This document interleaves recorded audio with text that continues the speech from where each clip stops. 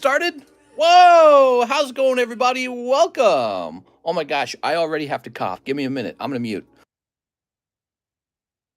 Alright, I'm back. So, whoa, look at these sexy boxes. Primal Clash, Roaring Skies. We just opened those, so those are for the future.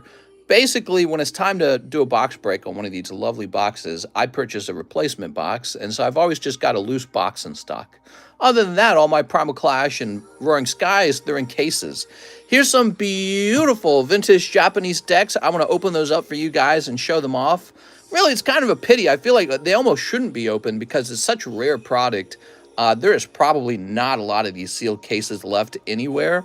But, I don't know, I need product to grade, and that's what's happening. That's what's happening to a lot of Pokemon product. It's getting opened. So, these need to go somewhere.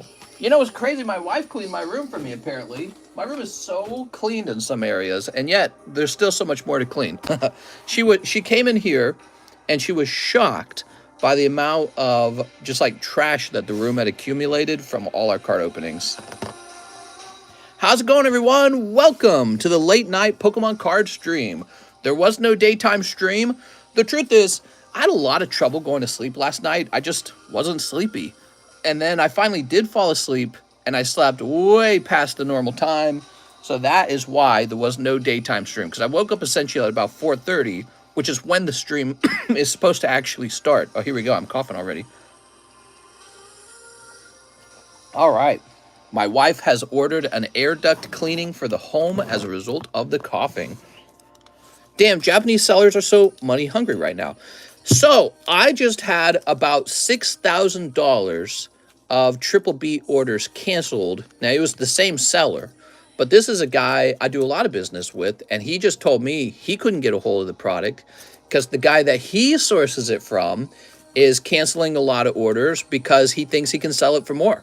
So, yeah, the demand for Triple B is crazy. Do not expect a good price on Triple B. I'm sorry to tell you guys that. I don't open a lot of modern stuff myself. It doesn't affect me. I tell people all the time, all I open is vintage. So, you could be like me and just open vintage stuff. But people love the latest set, and I'm just warning you, it's going to be expensive, man. You're going to overpay for that latest set. There's that Dialga. Who was it that recommended this Dialga to me? Someone recommended it to me in the middle of the live stream, and I just turned around and bought it.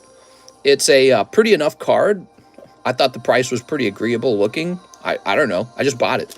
And then we got another Mew 9. I love these Mew 9s. All right. Cool. Cool, cool. Seems kind of weak. Got the hype. Let me cough again. Whoa, I cough in this room. I did not cough all day long. I might have had one cough the whole day, one cough. But, you know, everyone has one cough in a day, right? You clear your throat. And I'm in here now, and I want to cough so bad. I have an itchy throat, and it is killing me. So, yeah, we're having the vents cleaned, and we'll see what happens. You guys ever seen these? So this is a box just for decks. And it is kind of tempting to keep it sealed. I mean, it seems to be a very precious kind of thing. We're just watching Lord of the Rings together. By the way, that's why tonight's stream is late. I just finished watching Lord of the Rings, The Two Towers Extended Edition. Dude, it was like 3 hours and 40 minutes or something like that. It took forever. I think we started at like 8 or 9 or something like that. And here I am late for the stream. That movie is so slow. Definitely not my favorite from the trilogy. Too many Golem scenes. Show the list. Show the list. Ooh, the best series. Yeah. Oh, did you guys see our new TV? I wish I could take my wife's sleeping out there. I wish I could show you it. It is crazy owning a 75-inch flat screen. But we also got it propped up on this huge TV holder with wheels. And we're loving it. It feels like we have our own movie theater now. If you have not obtained a 75-inch TV, buy your partner one for Christmas or something. I don't know. It feels very good. It does feel like an upgrade. I think the TVs were only like $800. They're not that expensive anymore. I mean, in the past, it would have been like an $8,000 TV. Now it's like $800 for a 75-inch TV. It's wild, man. So it was a lot of work. It was actually pretty heavy. I was surprised how heavy the TV was. At the same time, I guess I'm surprised it was so light, you know, because it's like, how are they making these TVs so thin now? All right, here we go. So This is a really old product. It's probably, it could be one of a kind. This could be the last sealed box right here. Who knows? Who knows how rare these are? This could be the last sealed box for all we know. Okay, did you see that? All right, that pops off. Man, this is definitely a clip. We ought to have Mike's side clip this because you do not get to see these open very often. Wait a minute. This is a clip from Mike's side for sure. These are these level 10 decks. You guys have seen the Mewtwo one already. This is Shaman and Regigigas.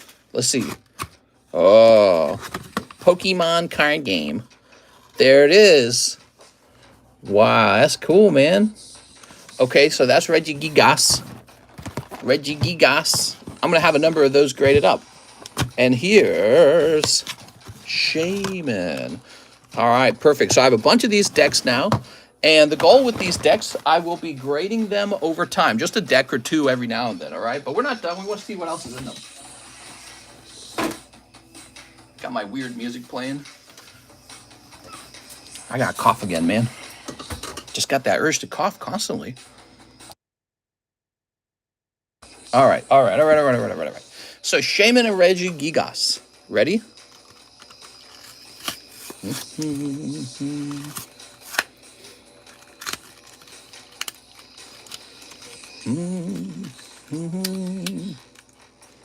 Are you selling the decks? I will be when they're done grading. All right, some stuff. There is the Shaman, looking very pretty, looking like he has a big print line in him. That one's not going to grade 10. He's also looking off center. I'm curious how hard these are to grade 10. All right, so there's Shaman. You guys are getting to see what's in these. Hit that like button for me if you enjoy this kind of content. I'm not going to make more content like this for you guys if you guys don't like it. That's the truth. Because I can do this privately and we can get back to making card sales. And card sales make me money. So this is just for your viewing pleasure. And that's it. I've done this kind of stuff privately before. Actually, I normally do it all privately. Wow, that is a nice Glaceon. Looking off center to me. Looking like a 9. Yeah, it's going to be a 9. Probo Pass. The question I have is, are all the decks off center like this? There's a Probo Pass. Now, these decks were not cheap. I got to sell these, all of them, to make my money back. Look at that Eevee. Very off center. Clearly a 9. Or worse. Could be an 8. Ugh. Okay, here are these guys. Okay. Now, we got these common and commons. We grade these too. I don't let anything go to waste. These are all good to me. So we got a little Buzz Bee. Chimchar, whatever the hell his name is. Here's Plantera. Here's Poo-Poo-Chew. Okay, Poo-Poo-Chew. Here's Pee-Pee-Chew. Skuntank. That's the whole thing. That sucks that so many are off center. It's the way the cookie crumbles, man. Opening this kind of stuff is a gamble. If it all came out perfect, then yeah, I'd be making tons of money. I'll be lucky to break even on those now that those are going to grade 9. Now, we got another one. We got the Regigigas deck. You ready? Hit that like button if you like this. I love Russian muffins. Do you? Welcome, guys, to the late night, Monday night Pokemon card live stream. Oh, wow, man. Looks great. Such a cool card. Okay. Toss that to the side. Start squeezing this guy out. I can see that the holder left a sort of like binding on him. So he has an indentation, and so he's not going to grade 10. Oops. So this could be like a 6 with PSA. Who knows? Probably. But this looks really nice. Ooh. Look at that. We got Leafeon. Yeah, Leafeon's going to have to make me my money. Leafeon is going to be desirable. Here's Heatran. Okay, Heatran is Heatran. I'm not excited for Heatran. He doesn't get me excited. Shellos. Come on now. Very nice. Or whatever his name is. Gumby. Damn, you may as well give it to me for free. And Cresselia? What's her name again? Lunala? My music just paused. God, why does it do that? And then we got these guys again. Okay, lovely. Turtwig, more like turd poopy face. Very nice. I like that Turtwig. Manaphy. Oh, Manaphy's so boring looking. I don't know if that's his name. I don't got their names memorized. Like, look, this is like a Kimiko, whatever his name is. Bell person. What's that? Low punny. Oh. Hey, Batman. I caught a Pokemon. You want to know what I caught? I caught a low punny, Batman. Oh, very good. All right, there we go. Who knows? Low punny might actually be worth something. So these, excuse me, these all need to be graded. We are 11 minutes in. We started the stream a bit late anyway, so this is a late running stream on a Monday. It's all right. It's the start of the weekdays. Weekdays are never that crazy. Zoom in, mister. Ready?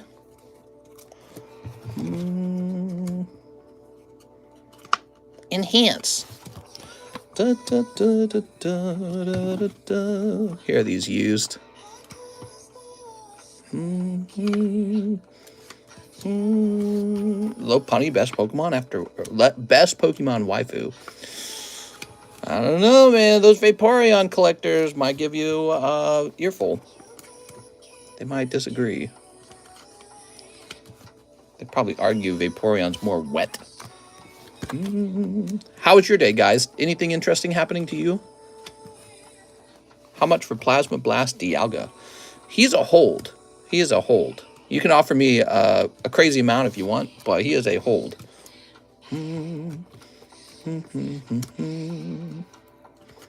I am a net buyer of Pokemon cards, not a seller. Buy, hold, buy, hold. My collection's getting crazy. You should see it. Collection's getting huge. How much did you pay? I paid $5,000 for it. That's a silly question, man. You don't ask the seller how much they paid for the item, and the seller should never answer that question. You goof? If you're selling a card and someone asks you that question, never answer it.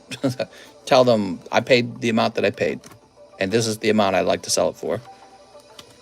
Show us the collection. I think I should sometime, man. I should show you guys more of my collection. Here we are. Do you look at your collection daily? No. How many cards do you have in your collection? It's not how many cards. It's more like what is their net value. Here we are. Mister, why are graded modern cards so expensive? Yeah, I mean, it's not like the modern cards are ugly or anything. They look great. They're just not that rare. But I don't know. It's kind of fascinating, Ren. The market will decide what the price is in the end. So don't take anything as like a principle or a rule. The market just does what the market does. So if the market wants a lot of Umbreon, the market's going to pay for a lot of Umbreon. And then it becomes a new knowledge is developed around understanding that people are just stupid for Umbreon. They just pay whatever they got to pay. You know what I mean? So sometimes our opinions, we think our opinions should decide the price of something or the value of something. Nope, it's just whatever a buyer and seller agree to. That's the real price of things. And you will be surprised what people will do for the things that they want. Sometimes they pay a lot more than you think they will. How's the Unified Minds box break looking? We getting close? Well, it just started yesterday, but knowing Unified Minds, it could fill up in this one stream. And I think a quarter of it is already full. So people go crazy on Unified Minds. And so if you're thinking, hey, I'm going to buy when there's like 6 spots left, by the time there's 6 spots left, those 6 spots are gone. Never wait for a box to get to 6 spots left because it sells so fast at that point. There's always a list of people who failed to get into the box break when there's just 6 spots left. That's how it always is. And I try to tell people that because it's an interesting behavior. People never want to buy in early. They all want to buy when there's 6 spots left. But by the time there's 6 spots left, it turns out everyone wants them. You know what I mean? So I try to warn people about that, but it never stops them. All right, that was a lot of fun. I'm going to click that. Mr. Mike's side, you can turn that whole thing into a video. Okay, so here we go. Boop. That was fun. We were all done. That took 15 minutes showing off those decks. Let's start processing orders. Happy Monday night. Back to work, right, guys? For those of you just joining in, I just learned about $6,000 of Japanese product was canceled for me by one seller. He told me he could not get a hold of the product. What's this? Oh, right. I made a deal with the guy today. I made a purchase from a gentleman named Taylor. He is selling me a Gengar from the yellow poker deck. It's a yellow poker deck Gengar, graded by BGS, and I bought it for $750 for one poker deck card. Pretty wild. But I know those yellow poker decks are, they're pretty rare. And so I told myself, just give him money. Just give him the money. Let's get that Gengar. Edwin Sanchez, 2 One Piece TCG. Well, Edwin, which One Piece? We have a couple, right? Let's take a look.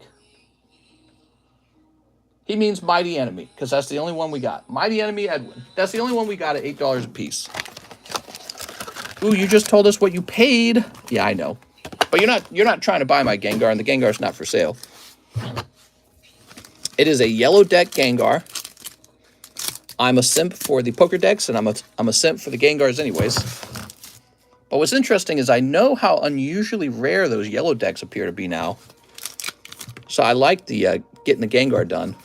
But I feel like that's a lot of money. Here we are. Okay, we got your 2 holos for you, Mr. Edwin Sanchez. So my goal tonight is to get that line down. I don't think there's a very long line as it is. We just hang out and talk to each other. What do you guys want to talk about tonight? I heard that Elon Musk's in trouble. Edwin Sanchez. Then they look better, says Travis. Edwin, did you need a new bag?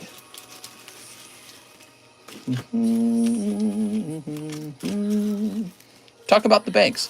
Yeah, so the United States government is insuring people's deposits in the banks over 2,500,000 or something like that. And that was a highly predictable outcome. I'm not surprised the government did that one bit. What would have surprised me is if the government let the banks fail like it should. But I kind of get it, I kind of get it.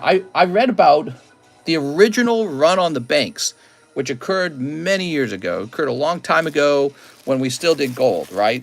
So there were run on the banks in the past, and back then, the Federal Reserve, or whatever it was called at the time, they didn't do anything about it. Same with same with England, same with the UK.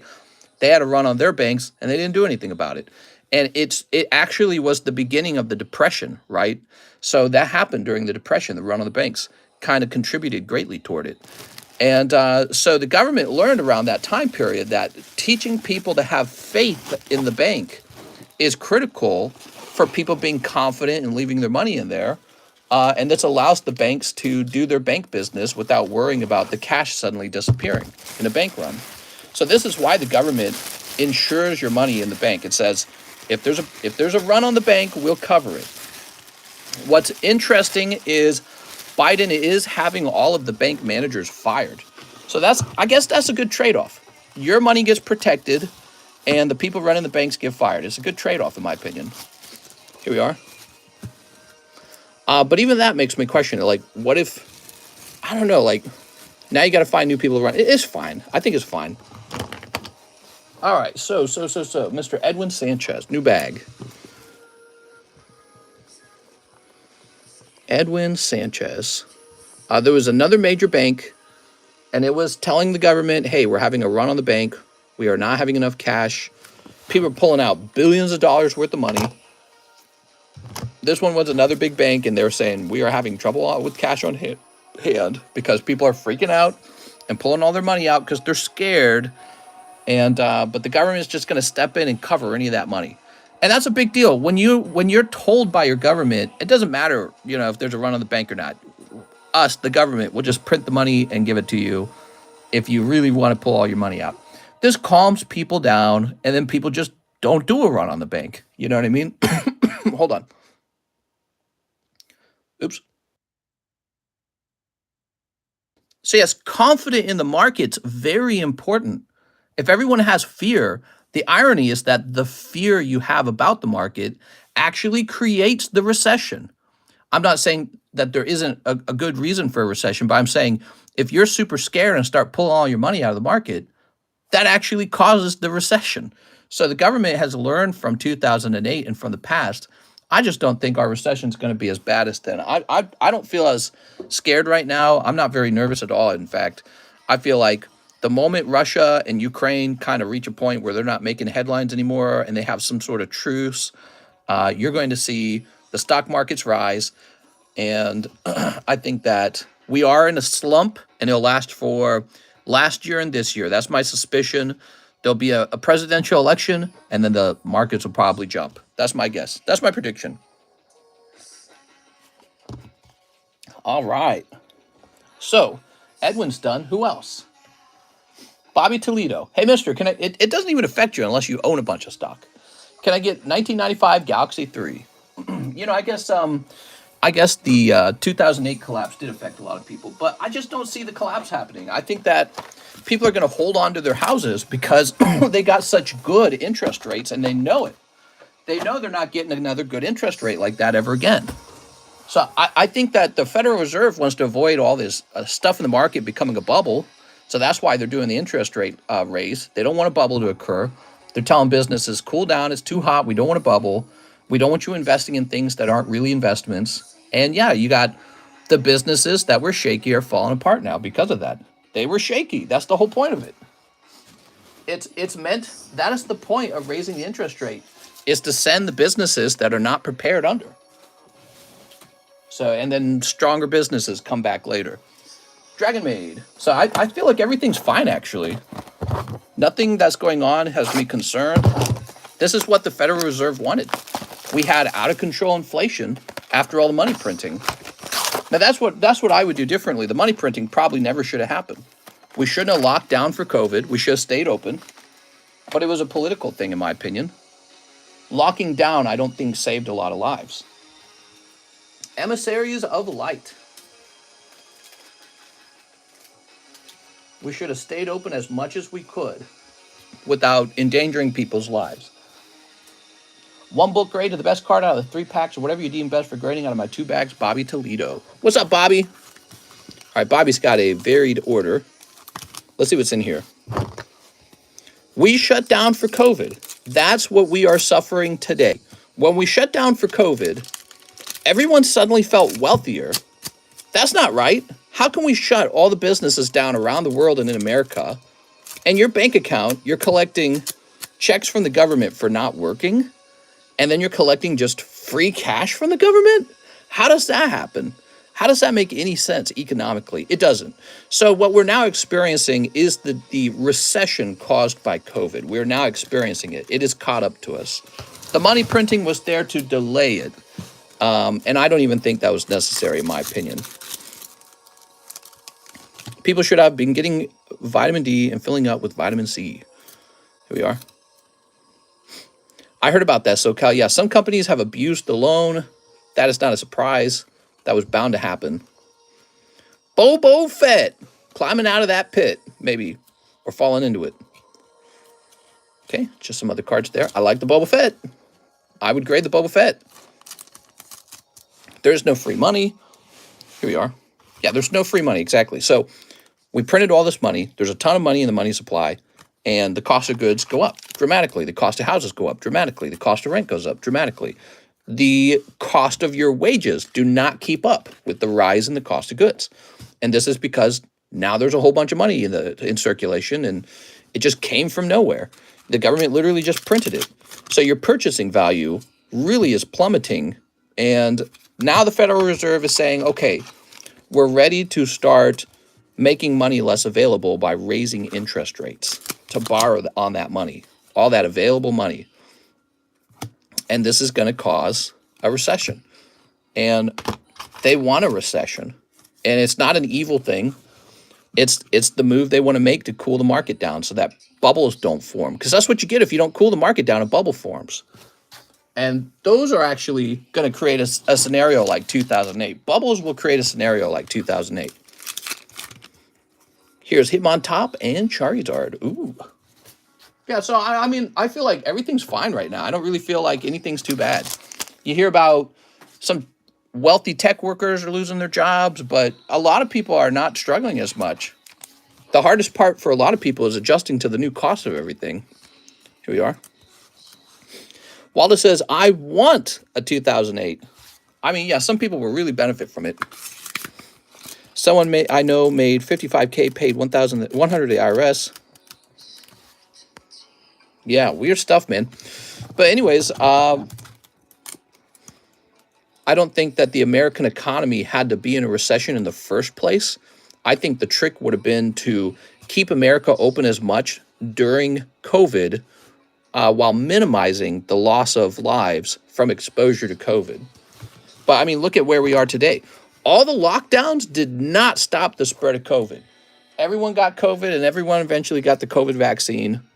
All it did is maybe it slowed it down. And that's a questionable maybe. Here we are. That's for Mr. Bobby Toledo. Beautiful card, man. All right. Excited to be grading cards for you guys. Thank you so much for the orders. We need about 30 grades a day to keep John full-time. But you guys have been doing a good job of that, especially with the mail-ins. Mr. Bobby.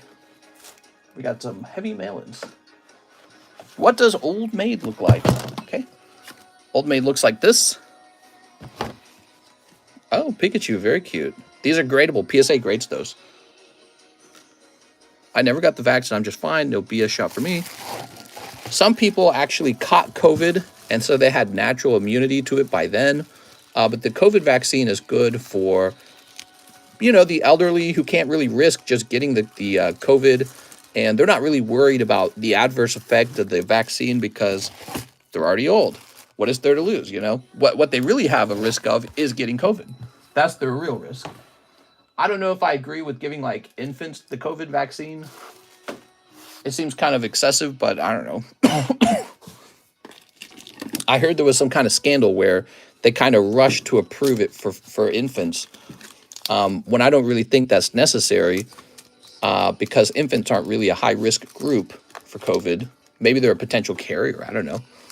Oh, right, we have the Lugia break. I'm not even talking about the Lugia break. Beautiful, man. But you know, now that COVID's kind of like not the big problem in the United States, I would say let's not force babies to get the COVID vaccine. Let's let some more studies pass by and make sure there's no adverse side effects. You know, now we got time to study it. $16 for that. No vaccine for me. I still haven't caught COVID. Well, you might have. A majority of people who catch COVID have no symptoms. So you might have been a COVID carrier and you just didn't know. All right, let's see.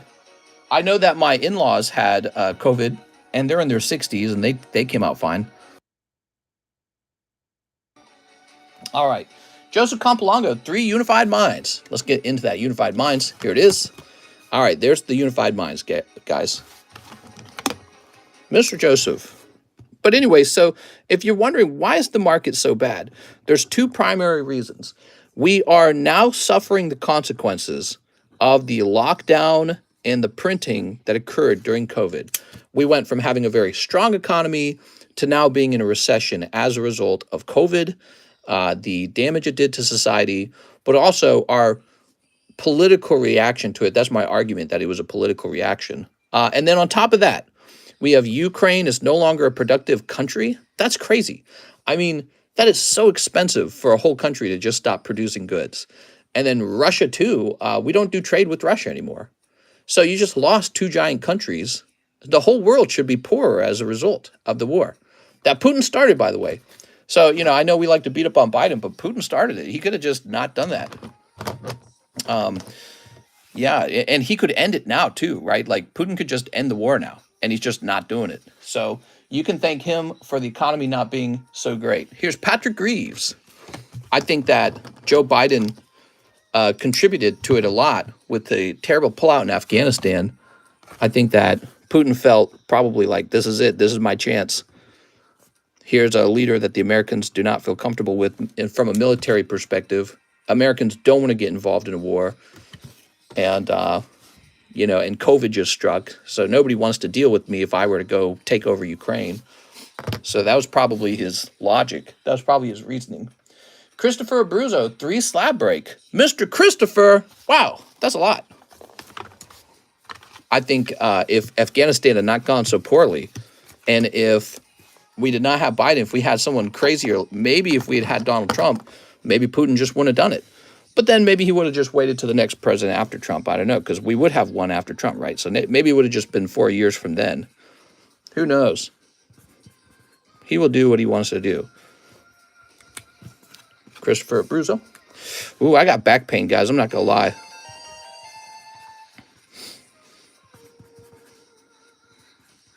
I think I did a little bit of a back sprain earlier today. I was lifting that TV. I had to lift it really high in the air, and it was freaking heavy. I think I have a little bit of back pain going on. Short stream tonight, maybe, so I can lay down and recover. Yeah, I was assembling the TV. There was a point where it was really difficult. I had to lift it like almost over my head, and the whole thing's freaking huge. I can't wrap my arms around it. It's so gigantic. It's 75-inch flat screen. And I remember laying down and my back started hurting. So that's probably what happened. Yeah, I blew my back out. Lift with your legs. I had to lift with my back in this case because it was like I had to lift it up to shoulder level. Like the bottom of the TV had to be up to my shoulders in order to get it onto this TV stand. Let me play the blew your back out, bro. Hold on. It's not my back, bro. Yeah, so that was me earlier. Christopher Abruzzo, $50. What's up, man? Let's get this put on your Slabaway. Appreciate all the business, guys. So this goes down to 424. Okay. Ryan Searles. Got my shipment today. Looks like one of my slabs got missed, but it's not your fault. Can you switch the name on my giveaway slab from Haunted MX to Ryan Searles? Oh, I see. I cannot easily fix that. Do you have a bag over here, Ryan? What we can do, next time you ship, just tell me you've got a slab under Haunted MX, and I will add that to the label. Thoughts on the bank crisis? To me, it's not a crisis. How do your taxes work? So, I'm doing a lot of business, and businesses do not do taxes like regular people. So every week I pay a lot of money toward my taxes. And so they take a bunch of my taxes. And then at the end of the year, I find out if I owe or if I overpaid. So automatically out of my account comes a ton of money, and it goes to pay a bunch of taxes. That's what happens. I think I mentioned it in my ship, but sure, we'll get it next time. I'm sorry. I probably did write it down, and I bet you John just didn't see the note, maybe. He normally sees the notes, though. Yeah, I don't know. Gabriel Lujan, Unified Minds, Lugia break. Okay. Yeah, I'm having back pain. Maybe I should take a painkiller right now. What do you guys think? Back pain painkiller? There you go, Gabriel. Let me see. When was the last time I took a painkiller? I don't want to take too much painkiller over time, but I don't think I've taken one in a while. If you sell one of my OC Kyurem, Rotorade, and Beedrill full art, how much can you take it back for? Just curious. Not for the cost of a Gengar gigantic plushie. But let me go take that painkiller because otherwise we're not going to have a stream. I'm feeling it. It hurts. It hurts real bad.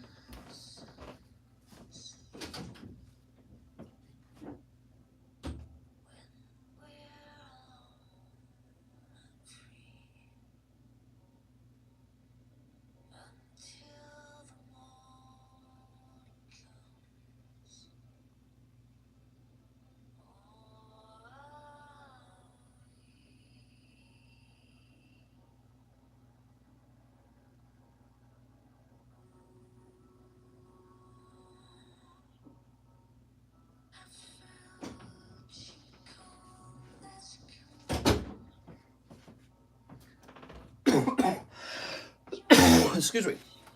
Still coughing. Cough seems to be getting better, though. Mr. Blue is back out. I hurt my back setting up a brand new 75-inch TV. It's really high up in the air. I had to lift it up. I think I hurt my back when I did that. All right, there's the painkiller. So, Jen, what were the cards Jen mentioned? OC Kyurem. I know what you're talking about. So the Kyurem and the Roserade aren't actually super expensive. The Beedrill's a little bit expensive. Altogether, that would not be enough for one of those fat Gengars. The Gengars are pretty expensive, it turns out. TTC, bad back, cough, what's next?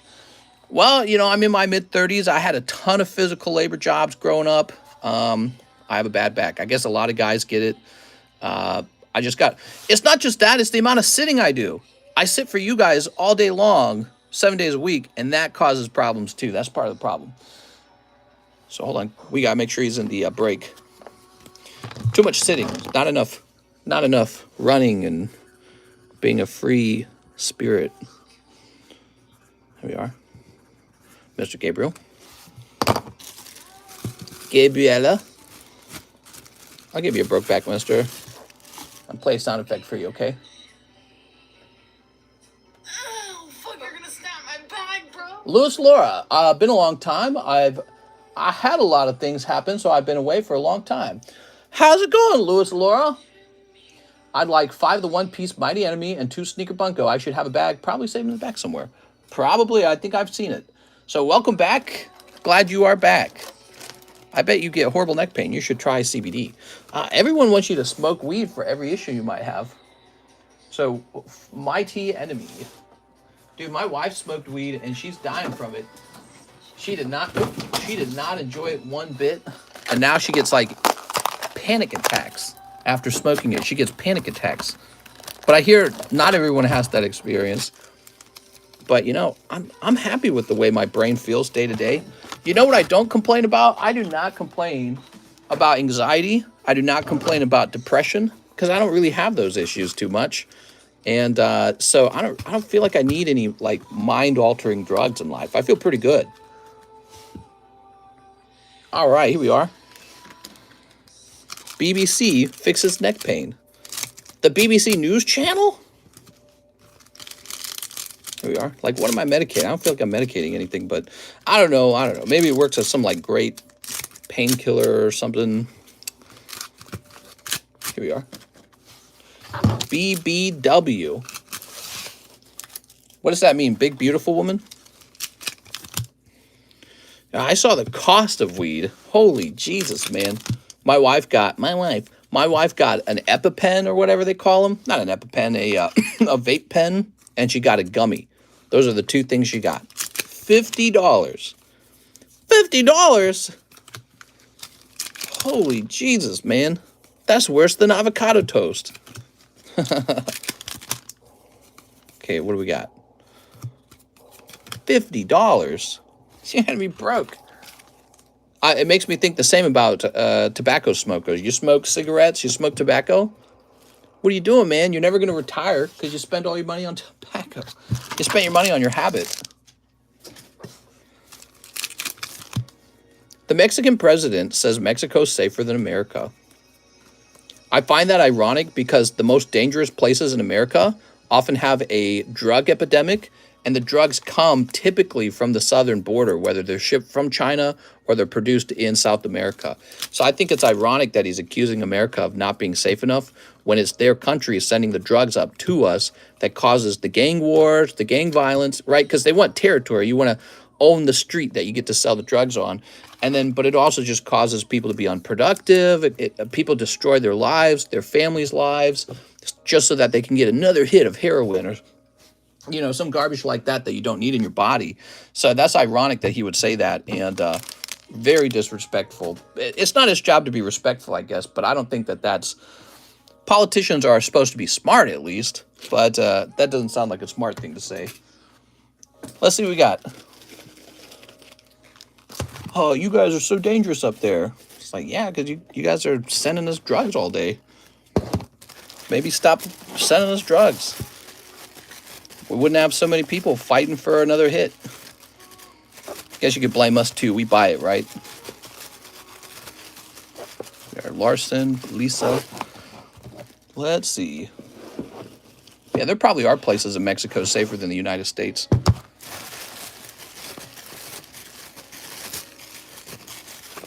Leah Montoya. Mexico definitely wild. The worst part is a lot of innocent civilians get caught up in between the cartels fighting. Yeah, I've heard about that. Like, how can he say that when his own government can't actually get rid of the cartels? Like, the cartels run some areas, but maybe that's a different area in Latin America. Maybe he's not referring to Mexico. Aha, Luis Laura, welcome back, Luis Laura. So nice to see you again. What do you think of watch investments? It's a weird thing. I don't know. Do you see anyone seriously using a watch anymore? I mean, it's antiquated. It's an antiquated jewelry. I get its aesthetic. Okay, the aesthetic is good. Fine. But it's like, I'll never need a watch for the rest of my life. I got a cell phone now. And the cell phone never leaves me. What would I need a watch for now? It's just men's jewelry. So if you're going to invest in men's jewelry, you can invest in any men's jewelry. Here we are. It's just men's jewelry. Watches were there because men needed a way to tell time. Men do not need that anymore. Men have cell phones. So that's the problem I have with it. I've no doubt there are some watch investors who they're into like collecting brand name watches and they kind of push it on you like the excitement. But I mean, it's an antiquated, it's like for boomers, dude. But Mr. Pokies are not any more useful than watches. I would argue Pokemon cards are basically just collectible art. That's all they are. They're collectible art. You don't need Lugia. He just looks pretty, right? You can say the same thing about the watch. That's why I said you collect it for the aesthetics. That's exactly what I said about the watches. I just feel like it's a boomer aesthetic. You know what I mean? Like Logan Paul is not climbing in the ring showing off his watch collection. He's got a Charizard surrounded by diamonds in it. And that's going to be the future. Like all the young people playing video games and hanging out on their cell phones, they're not going to get hard dicks for a watch, dude. It's just a pretty bracelet in the end because you don't need anyone to tell you the time anymore. It's a pretty bracelet. So you can invest in pretty bracelets and maybe your pretty bracelet will do very well. I don't want one. I think it's definitely for a particular group. Personally, I think it's for an aging group that's on their way out. So that's my perspective on it. Don't stop yourself from getting rich doing watches. I mean, there's like Gucci and all this other stuff, Prada, all these brand names. You can go collect their stuff and do that kind of collecting. But if you want to make big money, I think big money's in Pokemon. I think big money's in the card hobbies in general. Card hobbies are like on another level, man. There's like opportunities that exist within the card hobby that will never exist for watches. And that's because anyone can get into Pokemon cards. It's for all ages and all incomes. You want to collect like a Rolex watch? Who are you selling the Rolex watch to? Some guy who's probably already in investment banking and he's smarter than you, and you're never going to undercut him. You're never going to get a good deal from him. It's just, I don't know. It's a pretty bracelet. I get it. It's a pretty bracelet. It's not for me anyways. Some guys care an awful lot about wearing their pretty bracelets. All right. The opportunities are over here. So, Trenton Conger, walk through my gold Giratina, please. Ooh, all right. Trenton, let's find your bag. Just took my aunt to the airport. How's it going, Jen? I hope your aunt has a wonderful vacation. Mr. Trenton. Oh, yes, you're over here. My phone has a watch. Yeah, exactly. Everyone's phone has a watch. Watches are obsolete. That's the bottom line. And can you ever see it going back the other way? You ever think watches won't be obsolete? They're officially obsolete, dude. You might as well collect ladies' earrings because that's all it is. You're collecting ladies' earrings. I don't think that I would get into it. You'll let Kevin from Shark Tank get into it. Kevin's a very convincing salesman. He can make you feel like maybe you should get into it. He's very charismatic. But that guy's already rich. That guy's rich out of his butthole, man. And those companies just give him the watch for free. He doesn't even buy them. He gets paid to talk about them so that you'll get excited and buy one too. Gold Giratina. Here we are. Beautiful. Apple Watches? Yeah, you could buy an Apple Watch. I own one. I stopped wearing it because I didn't need it. Like it could do things. It could check like my heartbeat. That's cool. It gives you a bunch of warnings. This is not your official heartbeat. You know what I mean?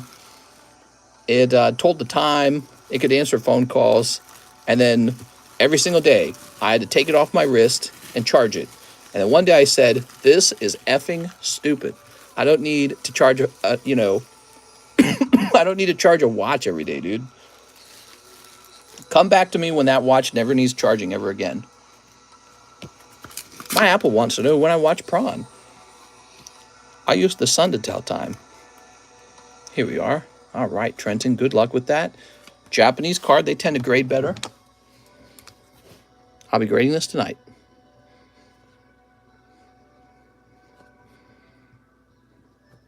So, but you know, some people really do get excited for all kinds of things. You should, if you're enjoying it, don't let anyone else take it away from you. But if you want to talk about the best investables, I'm ranking Pokemon, I think, at the top. I think Pokemon has been outperforming many sports hobbies. In fact, sports is like, it's older, it's been around for a while. I have this feeling that I get when I look into like sports. I'm so sorry. I get this feeling from sports. So we buy a little bit of sports, don't we? So when I do analysis on sport cards and their top pulls, I get this really bad feeling like it's crazy oversaturated. I get this terrible feeling from sports like there's like 4 different companies. They're all trying to print crazy amounts of these sport cards, and then every other day they got a new set coming out. It's an oversaturated market. Now, Pokemon can feel that way too, but it's really just Pokemon printing the cards. They've got complete control over it, and I think they've struck a pretty good balance between getting a lot of cards out there, but making you feel like there's not a lot of cards out there. Here we are. Some sport collectors spend big bucks. I'm not disagreeing. But I'm saying sports is old. It's been around for a good long time, and I'm saying it's a little bit oversaturated. The opportunities have been in Pokemon because maybe even up to today, it's still not oversaturated, right? The people who are in Pokemon like me or like TCA Gaming, we're still little guys, and we're like, in a way, we're like little guys. We're not like whole companies. Here, we're going to help you invest your money in baseball cards. You know what I mean? Like there's consultation firms exist for investing in sports cards. So there's like 12 people pulling money out of a pot together so the whole company can get paid, right? So that's the level that sport cards have reached. But the stuff that gets released, the modern sport cards, just printed like crazy, it feels like. I research it, I look into it because I got to sell some of it sometimes. It just feels like there's too freaking much of it. And, you got like three major companies, and they're all printing the same type of card. And then you look at when you look into the pull rates are abysmal, terrible compared to Pokemon. Absolutely abysmal pull rates for the actual chase card in the sports. And then if you don't pull that chase card, the majority of the pulls don't even do that well. So I've looked into that, and that's just not true for Pokemon. Pokemon, you pull out an Evolving Skies, Umbreon, and you just made yourself like almost $1,000 or something. It depends on how many packs you open first, but yeah. And now Evolving Skies, you got some Evolving Skies boxes. Well, they've like quadrupled in price. Did any of the sports recently quadruple in price like that? Maybe they have. I don't know. Sport guys would know better than me on that subject, but Pokemon's blowing my mind. It continues 4 years in. It continues to blow my mind. Pokemon cards absolutely blowing my mind. I'm so happy that I'm in Pokemon cards. I don't know how long this will last. I don't think it can last forever. But yeah, it's just doing so well. And because I am in so deep on Pokemon, I mean, really, I've thrown all my money into it. Because of that heavy investment into it, there was all that risk involved. Everyone talking about, oh, the bubble's going to pop. Oh, Pokemon going to go under any second now. That did not happen. Many of my cards are exploding in price. Many of my seal boxes they've all gone up by like another $100 in the last 6 months maybe. And I'm just doing so well, and Pokemon is crazy. I don't know what to think about it. All I need now is for some sort of negative health problem to come in and take that all away from me. So here's Tracy Wells. I'd like to get I'm ranting. One Lugia. You got it, Tracy? Yeah, but I don't think that can last forever, but Pokemon's a special thing. Pokemon has mass appeal. Sports, I think, has a bit of a limited appeal. some of those upper end prices for the sport cards, those comes from rich old men. Those guys won't live forever, and I don't know if the next layer of guys will replace them. You have to have somebody replace them, or else their value will fall.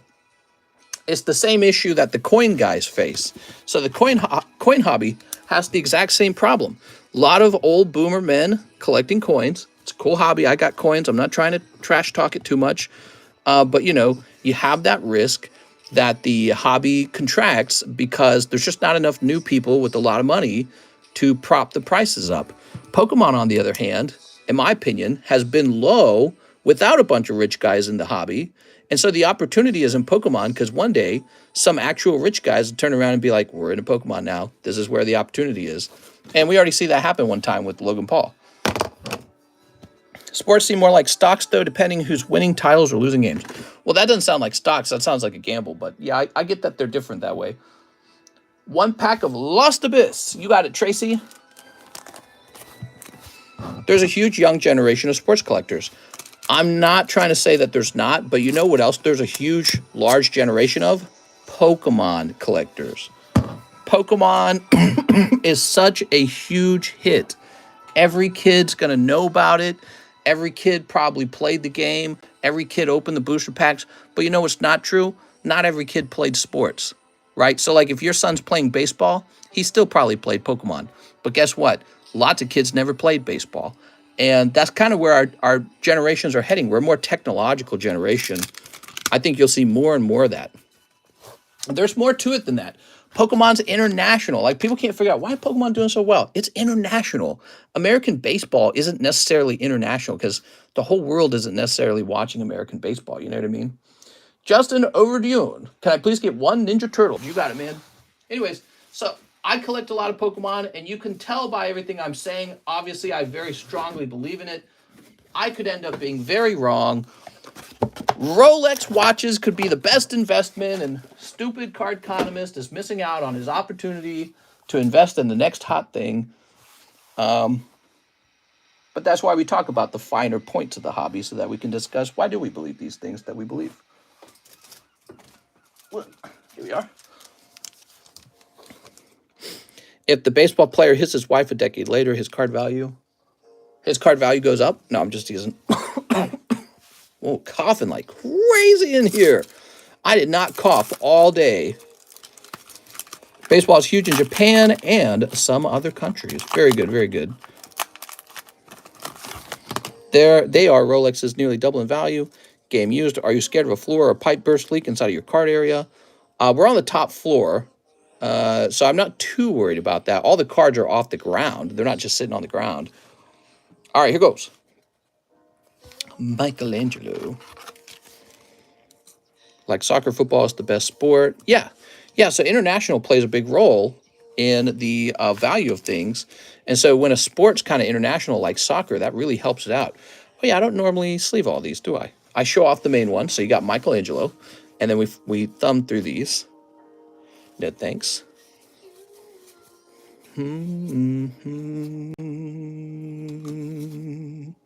Roused and riled. And then we pack them up back in here. That's what we do with these Ninja Turtles. Yeah, so I just think Pokemon is on fire. I don't see it slowing down. What you could see happen is people over-investing in it, like assuming it's going to go higher than it can. There's a cap to how high any hobby can go. What is that cap? Well, the cap for any hobby is the total number of people in the hobby. So the total number of people, if your hobby has more people in it, then the next thing, which is the most important part, the total value or the total income, the total income of the people in your hobby is the most important part. So lots of people with a high income makes your hobby explode. And Pokemon has not reached the point of being multi-generational, and I think it will. Like, what do you guys want to think that Pokemon just goes out of business when you die? You know what I mean? It's not going to happen. Pokemon's going to keep pumping out the same game. It's going to be 100 years old someday. And all these Pokemon cards we're collecting in 2015, what's that look like 100 years from now? This Lugia 100 years old. What do you think that's going to cost? You think it's going to cost $700? Inflation alone will make that card cost like 10 times more because the world's going to continue to inflate its monetary system. You know what I mean? So there'll be a 100-year plan for Pokemon. They're not going to let it go out of business. That's their bread and butter over there. And what could happen is they could face a real competitor one day, somebody who tries to beat them at their own video game designs. Probably not going to be, I don't know, like, has anyone beat Disney? Nobody's beat Disney, for example. So I just don't know. There's so much already invested in Pokemon. I just don't know how it could fail. But maybe it could happen. In theory, it could happen. Investors will never let Pokemon go out of business. Right, like, it's such a good product. The whole concept of it, catch these cute little animals, battle with them, help them evolve, battle your friends.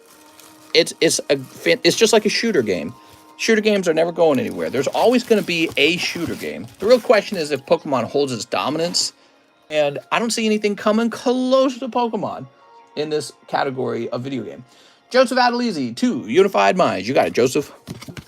So, 100 years from now, how many Pokemon you think there'll be? Like 2 million?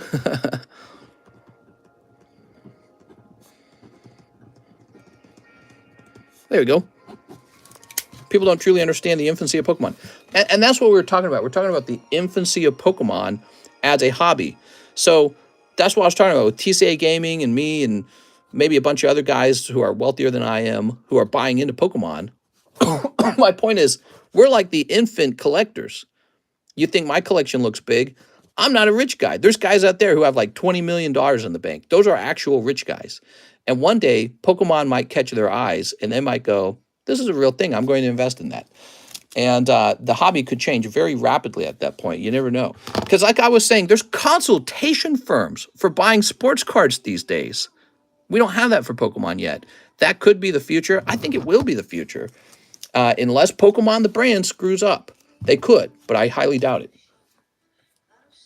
Isaac Schmutzer. How's it going, Mr. Just One Unified Minds? Okay, Isaac.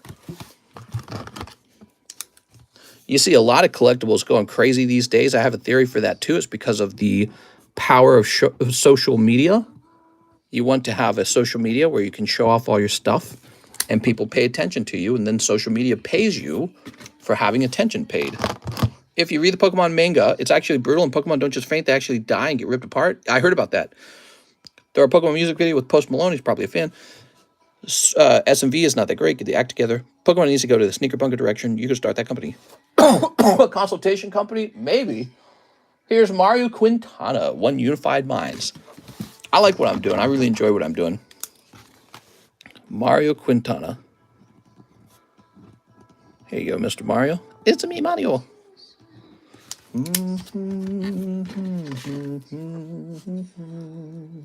So he says, 1 Azure Lane. I have a box. Okay, you got it, man. Can we see your TV now? My wife is out there sleeping. It's really comical how big the TV is. It's ridiculous.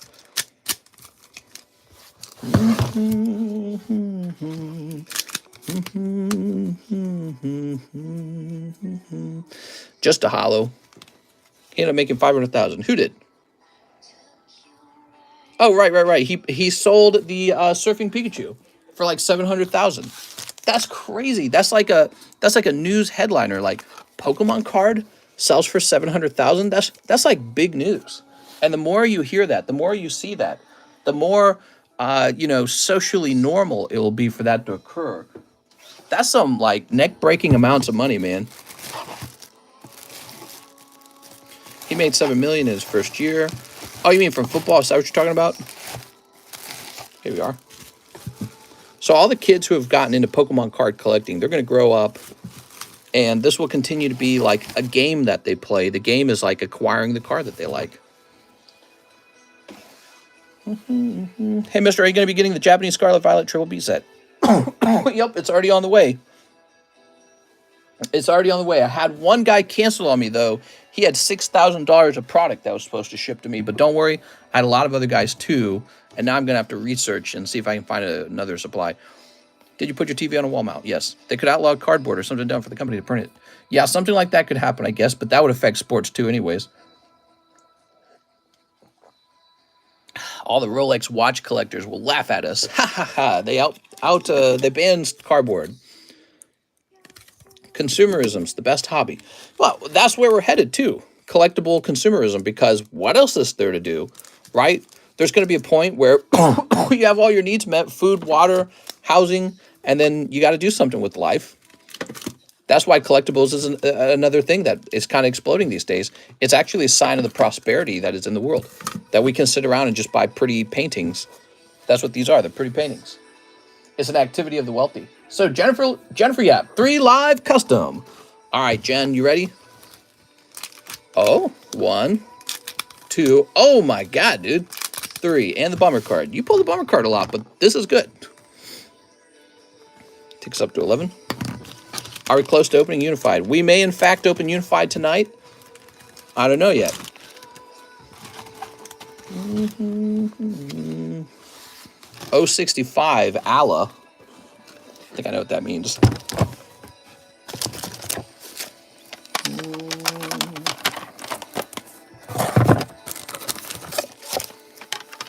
Here he is.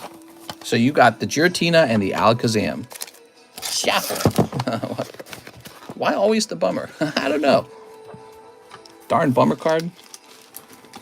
But you know what? Your round was pretty good. This is, I think, a mint card. There we go. Come on now. All right. Your cough is back, and it seems worse tonight. So, I did not cough all day long. I started coughing the moment we started streaming. We have ordered for the air ducts to be cleaned in this room. For the whole house, actually, not this room. So that is apparently really expensive to have that done. It's like $400 apparently. Here we are. Yes, similar to the last 2 days, I made note to my wife that for the entire day I did not cough, and we are live now and I can't stop coughing. I actually want to do this real fast. All right, so Abraham, 1 Unified Minds for Mr. Abraham. How's it going, man? You got to swap that carpet out, get fresh air in the room. Abraham. Could be the air from outside causing it, because one of my theories is that it's pollen causing the problem, and that perhaps this room gets all the pollen or something. Here we are. So opening the door may make it worse. Patrick Strader, ship me out. I have a decent amount of slabs, I believe, says Patrick. All right, you got it, Mr. Patrick. Let's go find your bag. Mr. Patrick. Paul Newman. PB. Parker. No problem, Jen. Thank you for all the business. Quentin Williams. What if there's a ghost farting in your face? No! This is a sound effect. We got like crickets in the background. Peter Cool. Patrick Strader. Now he says, I have a decent amount of slabs. What's a decent amount? Like 6 or 7?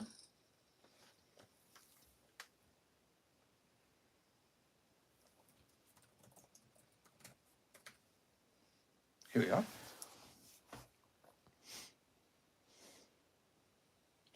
So shipping parcel is actually kind of affordable. What if I had tempted to ship parcel? But you know what? I know you guys want that good priority mail.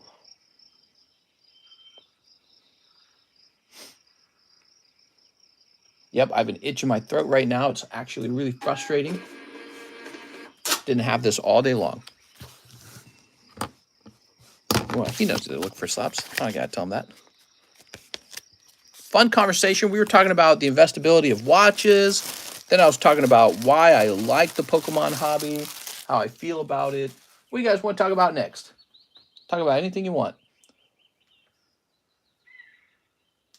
Here's Andrea Navarro. 1 Resurgence of Power, 2-star birth.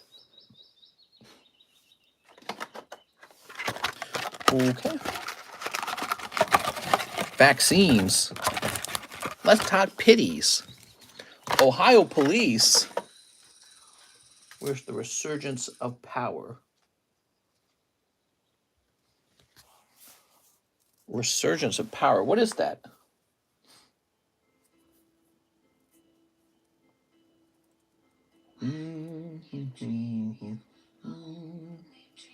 I don't know what resurgence of power is.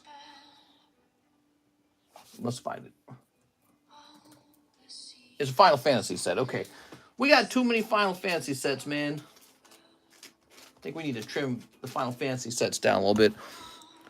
I had Google flip a coin to determine my March Madness bracket. What?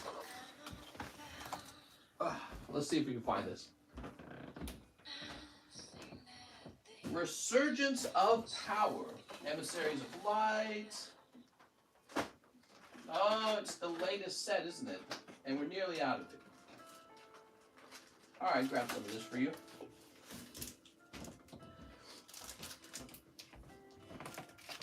All right. Ta-da! Here it is. My brain just could not remember it for some reason.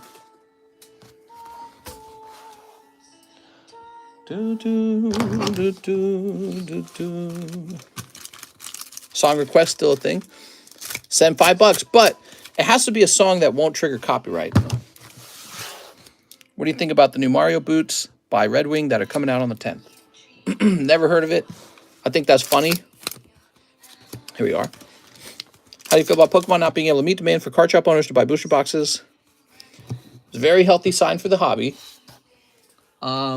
I think that they're printing with new silver borders, and that could be part of it.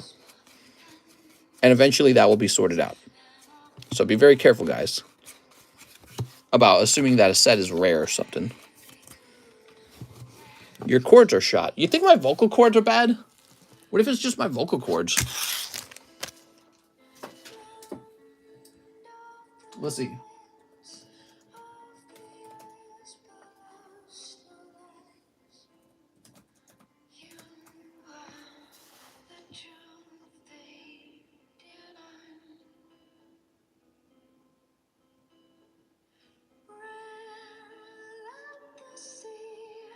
Can vocal cord dysfunction cause a cough?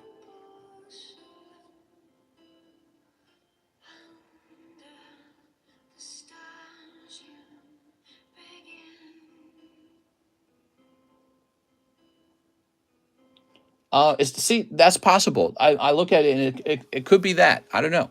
Maybe if I took like a week-long break from streaming.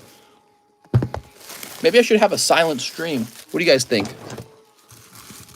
I'll pick a day and have a silent stream. He doesn't talk the whole time with his wife. Yeah, so that was something that I suspected too. Maybe I just don't talk that much when I'm around my wife. And when we're alive, I talk a ton. Too much singing in the shower. ASMR stream. We give it a shot. Here's Trenton Conger, One Unified Mind. All right, Trenton Conger.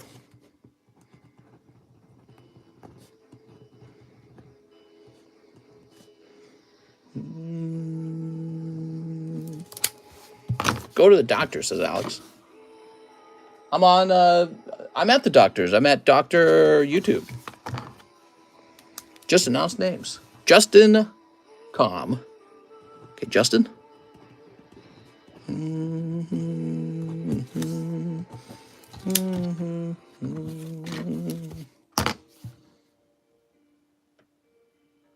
Imagine me not being able to talk anymore. That would be a very large change for me, because I talk a ton.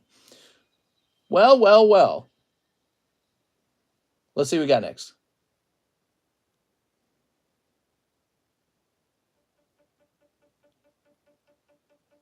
Well, I got a bunch of emails. We have a Ricardo Lopez email for the Lugia break.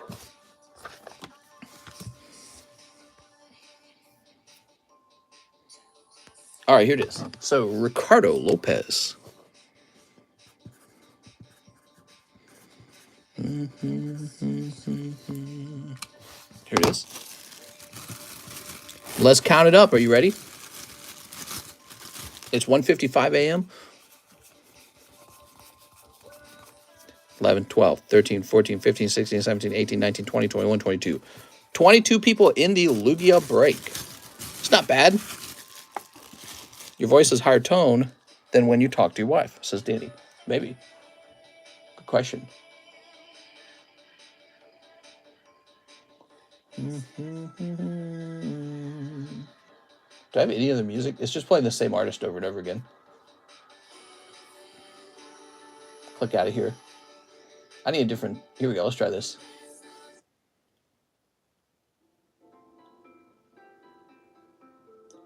Okay, we got some other music. So that's it. We're out of orders. It's Monday and we're out of orders. Everyone's out of money. If you're new, give the stream a try, guys. I got my coffee cup.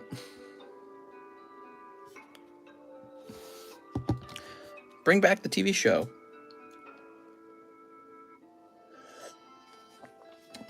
Delicious. What could I do while I'm sitting here?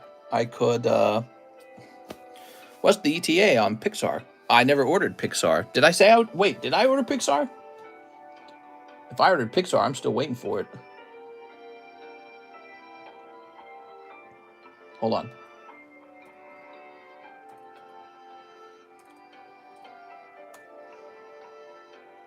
Pixar ordered it. Yeah, I'm still waiting on it. It was ordered 2 weeks ago.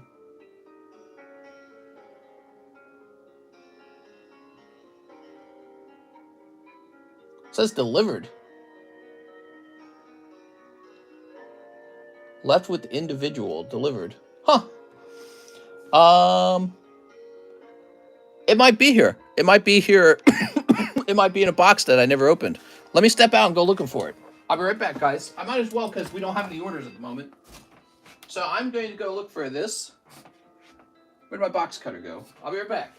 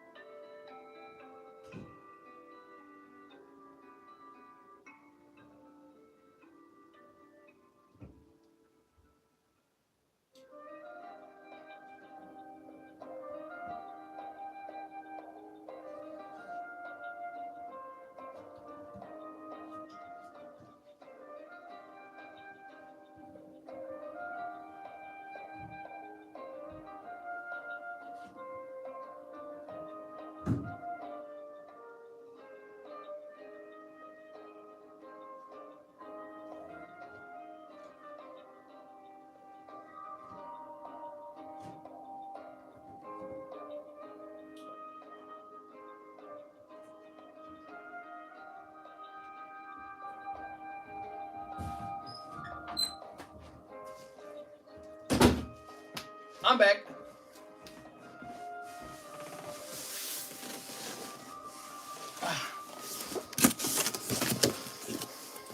Let me show you.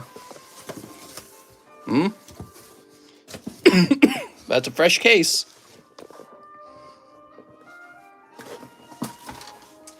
So the question is, where do I put it now?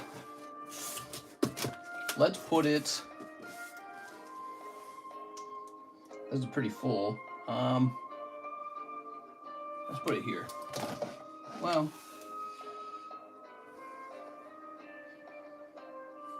Can we put it here, maybe?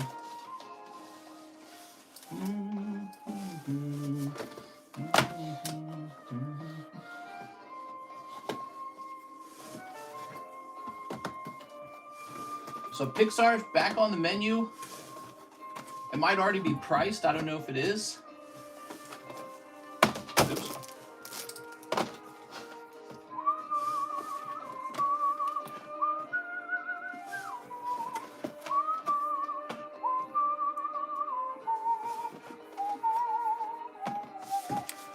All right, I'll put it over here now. There's quite a lot of it left.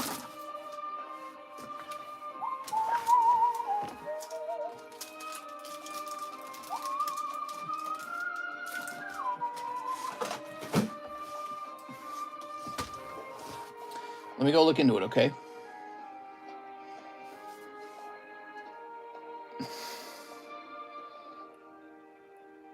Here it is. It says Pixar coming soon 12. That means $12 per pack. That's pretty expensive. All right, it's set up. Very nice. I need a stack of magic. Zelle orders, says Alex. I did do the Zelle orders. Justin says unified. I already did that one. Log back in. Hold on. It does this thing where it gives me the same email twice. Aaron Rodriguez. Let me get that Polyrath slab. You got it, man. Lovely, pristine Polyrath from Series 1. Oh, it's a red label, too. Okay, that's pretty rare. Aaron Rodriguez. My brain's telling me that's a common name.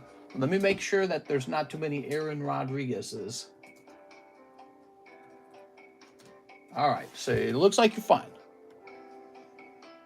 Brain just warning me it could be a duplicate name. 7 Silver Tempest. You got it. 7. Wait, did I count that right? 1, 2, 3, 4, 5, 6, 7. There we go. Pull that camera back here. Cinna said missed PayPal order. Cinna Ashsar, well, maybe it had not registered yet, okay? Hold on. Maybe it had not registered yet. Try and get this camera to look better. That look better? 8 Merlins. We're on this order, so let's focus on this one, and then we'll go looking for Mr. Cinna right afterwards. 2, 3, 4, 5, 6, 7, 8. Ooh, that's a big Merlin order. And then, oops, what was this? Oh, it was on the wheel. 4 old maids. You got it, man. Let's get you some old maids. 1, 2, 3, 4. Good luck.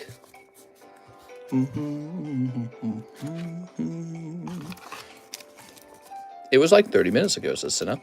Very interesting. You know, I've noticed a pattern where sometimes an order doesn't appear to show up. Pokeball. Do you think Triple B will get even more expensive? Yes. I suspect they will. Unless Pokemon Company starts printing like crazy. I don't know. Pikachu. One thing you can be certain of.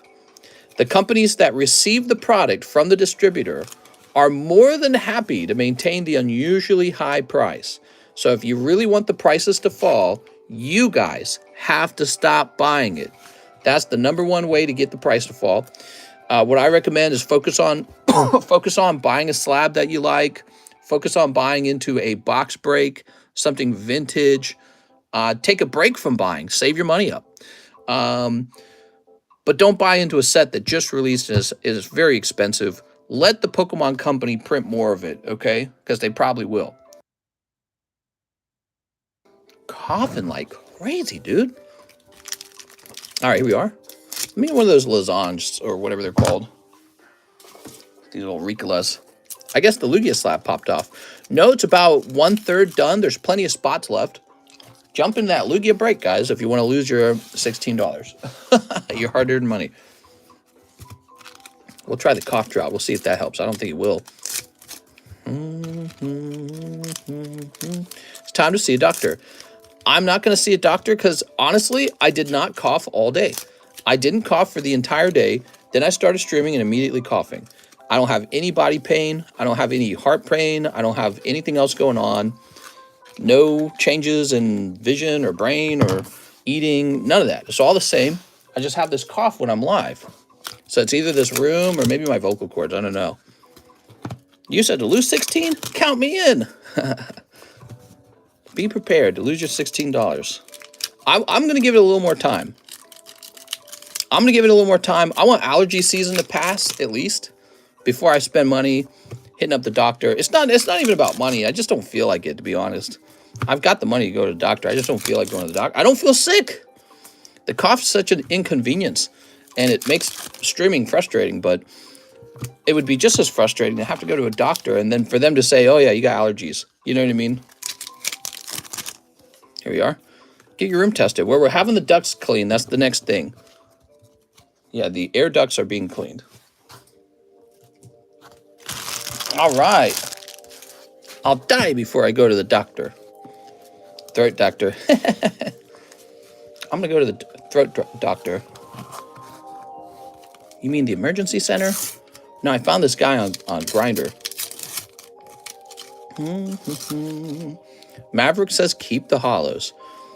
Are you telling me to keep them for you, or are you telling me to donate them to me?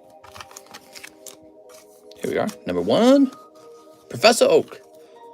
Gotta give up Pokemon. Seems you are allergic to slabs. Actually, you know, my wife said that the Pokemon trash can had a terrible smell to it, a terrible chemical smell to it.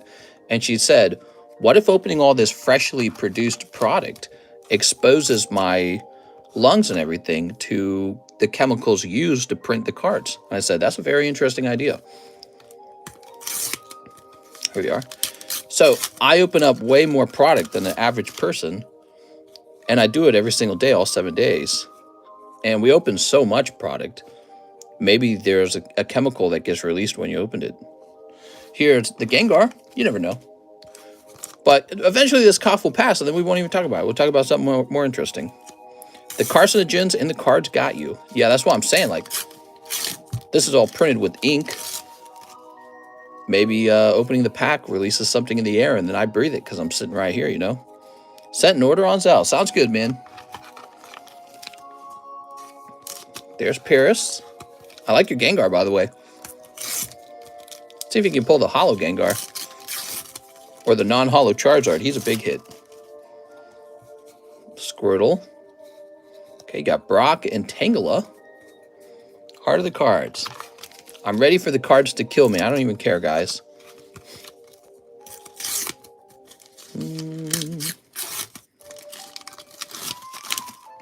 All right, we're Charmeleon. Dragonite. Okay, very nice.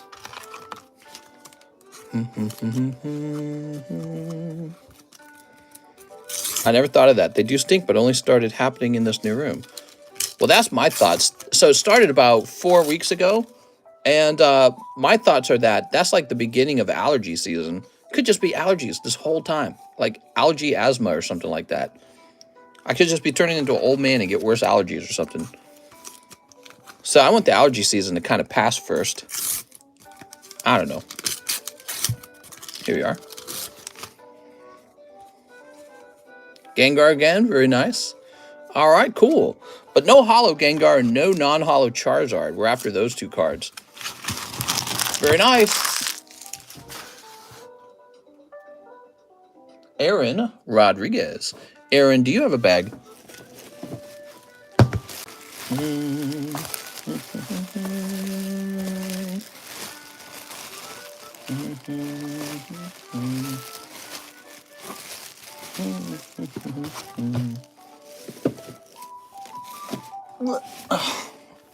Reaching real far for that one.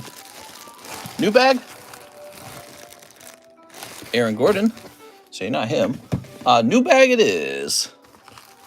New bag time. I'm going to miss the cough when it's gone. It's here permanently. Oh, I see. You've got a bag. He's got a huge bag. There we go.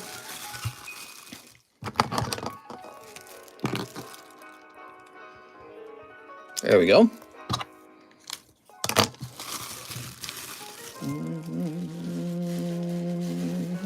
Yeah, it could be related to my vocal cords. It really could. When I stop talking, I feel better. All right, Aaron. Keep the hollows for Aaron Rodriguez. I don't know what you mean by that. Are you telling me to keep them for myself?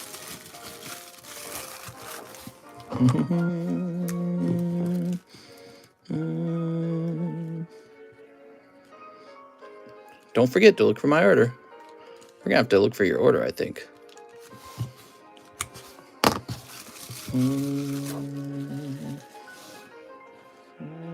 Oh, you're right after him. Senna, you're directly after him. So your order's right here. 1 Lugia break.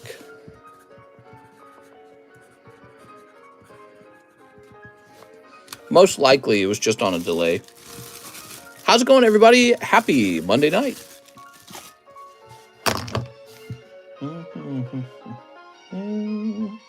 Joseph Campolongo, 10 Merlin stickers. Damn. That is a lot of Merlin stickers.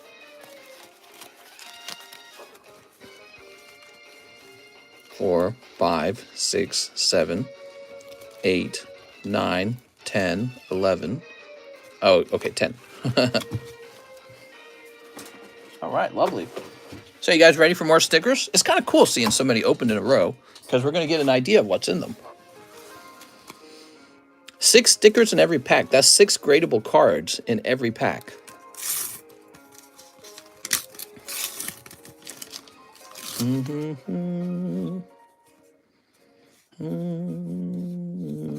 Okay, you got Pokeball. Boop. And put that to the side. Beedrill, Arbok.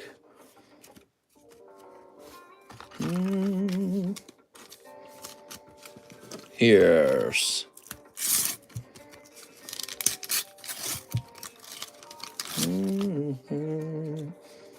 War Turtle. Oh, a cold one so far. You love to see that chatter, good doctors. We don't need no degree. I've been coughing for 4 weeks. I'm tired of it. It seems to be getting better. It seems to be getting better. I used to cough in my family room. I don't anymore. So it seems to be getting better. I used to wake up and start coughing. Now I don't. But I still cough in this room. Pikachu. Okay, how about this?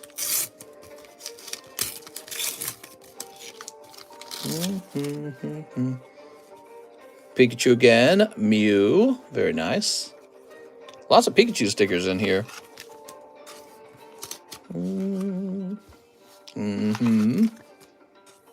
What happened to Anthony?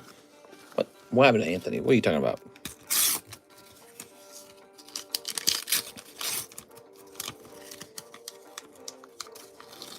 There we go. Magikarp. Charmander's kind of cute. Okay. Still no Charizard, huh? Where are those 2 Charizards? There's 2 Charizards in here. Puzzle Piece Charizard and Logo Charizard. Okay. Cloyster. Ash. Some nice ones in there. Did he? Says Tyler. Here we are. Yeah, I'm afraid Anthony passed away. We're going to need a new moderator. Who do you guys think should be the new moderator? Then I got his lunch, says Alex. There we go. All right. Very nice.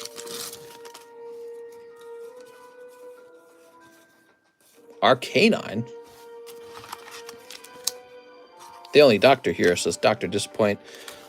They say I need to go to the doctor. Are you for real right now, says Cisco Cruz. He really died?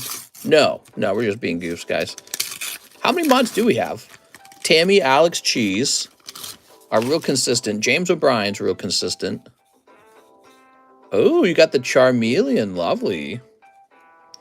Alex should be the next mod. Alex is real good. I think Alex should make a good mod. Ooh, look at this. We have a lot of mods. Probably more than we need, but we used to need a lot of mods, actually. We used to get all these bots. Did you guys notice the bots are basically gone, right? Who else has noticed that? The bots are gone. Mr. Joseph Campolongo. What? Thank you so much for the order, man. I appreciate all the support. Ran always gets forgotten about. Jen for mod. No one should take Anthony's spot. Just double Alex's mod workload. Here we are. There we go.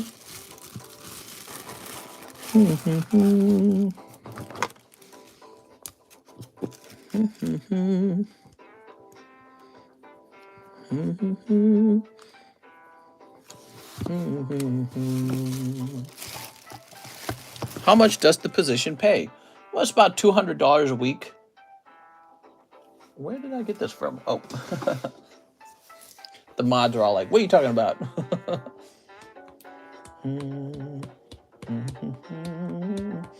Mr. Tyler Stites. 2 more spots in the Lugia break.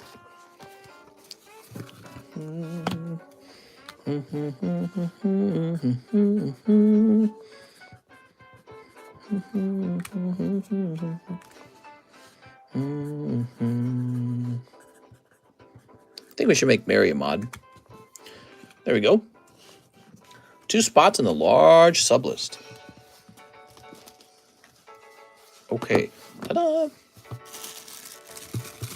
Stop simping, Alex. Damn, it's a slow night. It is a slow night. It's a Monday night, and it is 2 a.m. in the morning. I can usually predict when it's going to be kind of slow.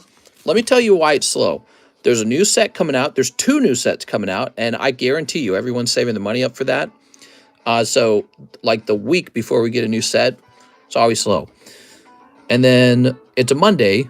So, by the time Sunday's over, Monday, Tuesday, Wednesday, Monday, Tuesday are like the 2 slowest days of the week. They're always slow. So, if you're a new guy and you want to try opening some cards, it's a pretty relaxed stream. That's when I would get in. I would get in on a weekday if I was new. Weekends are usually pretty busy. They're pretty rowdy. So you might not see your turn so quickly, you know, because I'll be running through the orders really fast. Okay, cool, man. Wilder Cardona, 1 V-Star Universe, no bulk. Okay, you got it. Triple beat them buns.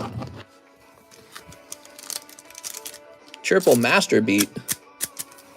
There we are. We get Zenith Tins at the end of the week. Monday usually slow everywhere. Triple beat is a menage a trois. Ah, very nice. Did you say you did not want those? I will take them. Oh, you know what? We probably have some giveaway slabs. I bet you John left me with some giveaway slabs. I didn't collect them. I'm just laying in bed, being bored as heck, wishing it was tomorrow. Mr. looking for a new Slabaway. What's on that table? Yeah, so I should do an analysis of my current collection and pull some cards out for Slabaway because I think I'm running low on expensive cards. You guys actually put everything in Slabaway already. Hold on, Wilder Cardona. There are some cards on the table, there always are. And there are some cards listed in Discord too. You could slab away a base set booster pack and join us in the break. But you don't have to do that. If you think it's too risky, I can understand. You never know, somebody might pull that Charizard. It's going to be pretty epic because I can tell you guys I'm probably not going to open another base set box after this one. So if we pull the Charizard, I will probably mark that down as I'm done with that. You know what I mean? I don't got to open that box ever again. Let's see, William. If we do not pull a Charizard, we will probably run it again someday until we do pull a Charizard.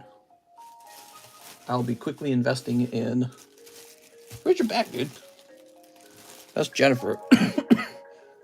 I have a box. Oh, I found them. Woo! We got so many boxes. How's the base set break coming?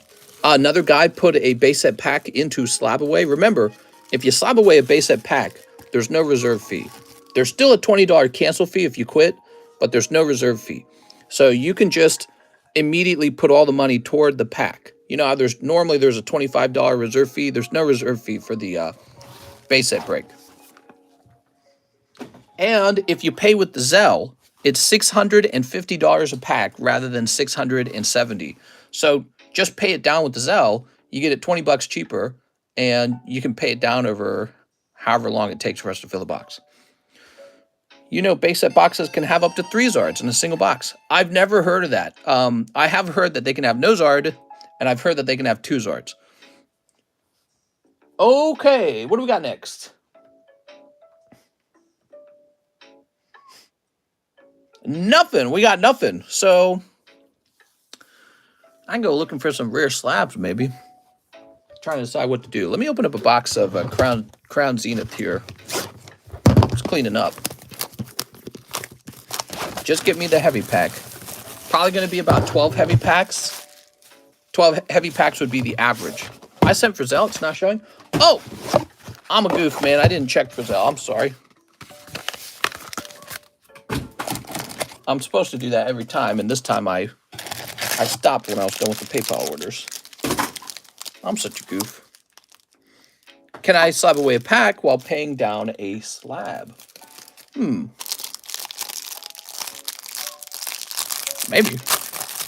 If you think you could handle it, I mean... There we go. Because, you know, then you'd put a lot of pressure on yourself to finish your slab away. I'm just thinking about it. I mean, it'd be no different than if you just bought a booster pack before paying your slab away off, I guess. What was I doing? Oh, check the Zelle. Checking Zelle.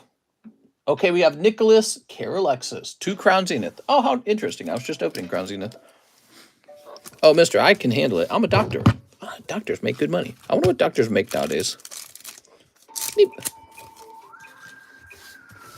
Is there a pack break? There is a slab break and a box break for... Oh, Levion. For Unified Minds. There's no slab break at the moment. Check my slab box. I think that John put that... I think John pulled your slabs out for you. I have not checked it. Can I slab away that melodic? You could if you wanted. I gotta sneeze, man. See, this room's making me sneeze and cough. Holding back a sneeze here. All right, here we are. Oh, my nose feels all messed up now. Oh, no. I'm dying in here, man. Gerardo Salas, Super Mario. I want a Super Mario. Oh, sent an order on PayPal. Sounds good, man.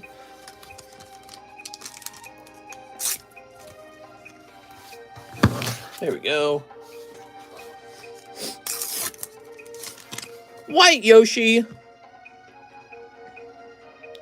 You better check your privilege, White Yoshi. Little bitch. The system was made for him. That's why he gets ahead. Little bitch. I think White Yoshi has had his turn. Here we go. We got Birdo. She is a beautiful pink queen. I like her diamond ring. Very beautiful. And Wario. Now, he doesn't count as white. He's Italian. There's a difference. There we go. Italian's not white. You ever hear somebody say that? I've heard someone say that. I'm not white, I'm Italian. Like, damn, I'd smash Birdo. White Yoshi. Yeah. Gerardo. Freaking White Yoshi, bro.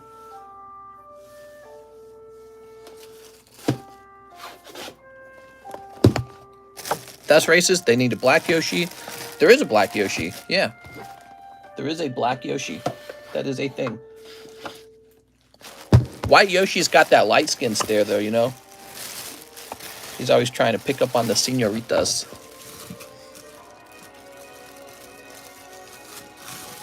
He's always bragging about how his ancestors are from Europe. Shut up, White Yoshi.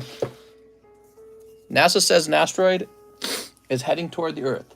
Good, mate. Kill us all and take all our suffering away. Maybe it would just blow up one particular country. If you had to land a country into one, think of it. We can't nuke other countries because it would be a nuclear fallout and all that, and then everyone would send nukes and nuclear winter. It would be what do they call that? Mutually assured destruction. But let's say that an asteroid just fell out of the sky and wiped one country off the map. Which country would be the best and the worst country to go? Don't answer that question. All right, so here's America, obviously. See you later, America. Here is Tyler Davis for Silver Tempest. 1, 2, 3, 4. Where's this Switzerland? We are Switzerland. We cannot concern ourselves with your war. Switzerland avoided having to fight in World War II, those bitches. Now they got one of the wealthiest countries in the planet. Think about that for 2 seconds. I say all the countries that actually had to fight to stop the takeover of Germany, Germany taking over, I say that we demand that Switzerland pays us to be their bodyguard, mafia style. We come over to Switzerland, all the allies come over to Switzerland and say, hey, you want some insurance? You want some protection from the mafia? You're going to have to pay up because you didn't help in the war. Freaking Switzerland. They got their cheese and their chocolate. I don't know about that. Oh, we like a cheese and we like a chocolate. But I had to move to Switzerland. It sounds lovely out there. Yeah, we don't participate in the war. The F you do. Somebody needs to get on their doorstep. I think they've been avoiding the treachery of war a little too long, if you ask me. Because they got all the lovely women. And then the banks. Here's a Brandon.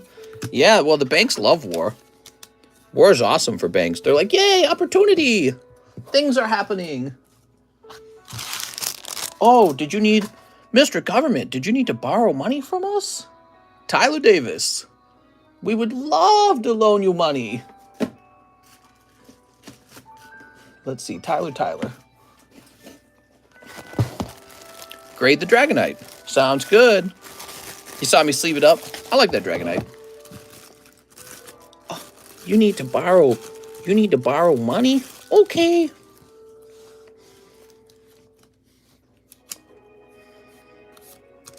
Some people can only get rich by going to war. Think about that for a second. That should be illegal.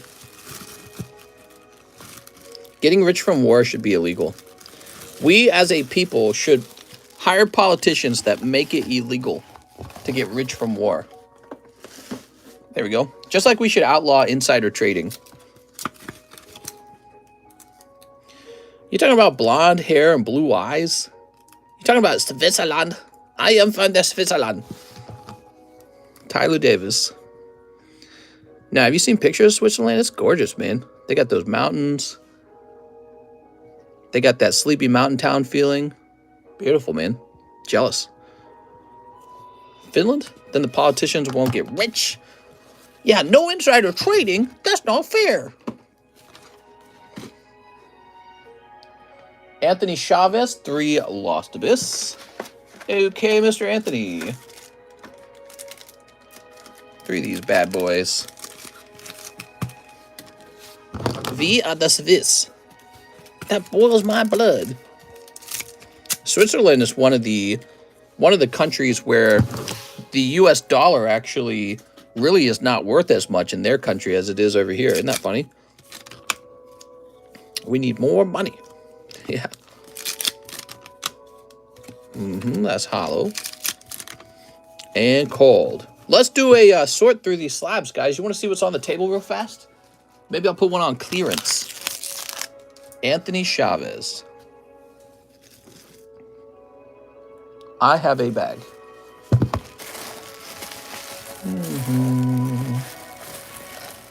I'm sorry for you cold packs, Mr. Anthony Chavez. I just want to know when we're going to pull that Giratina. You know, I have like 4 or 5 cases of this stuff left. Lost Abyss. I have cases of this stuff.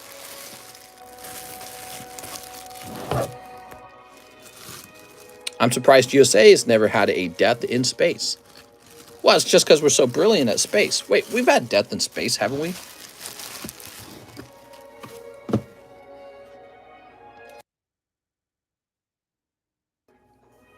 Okay.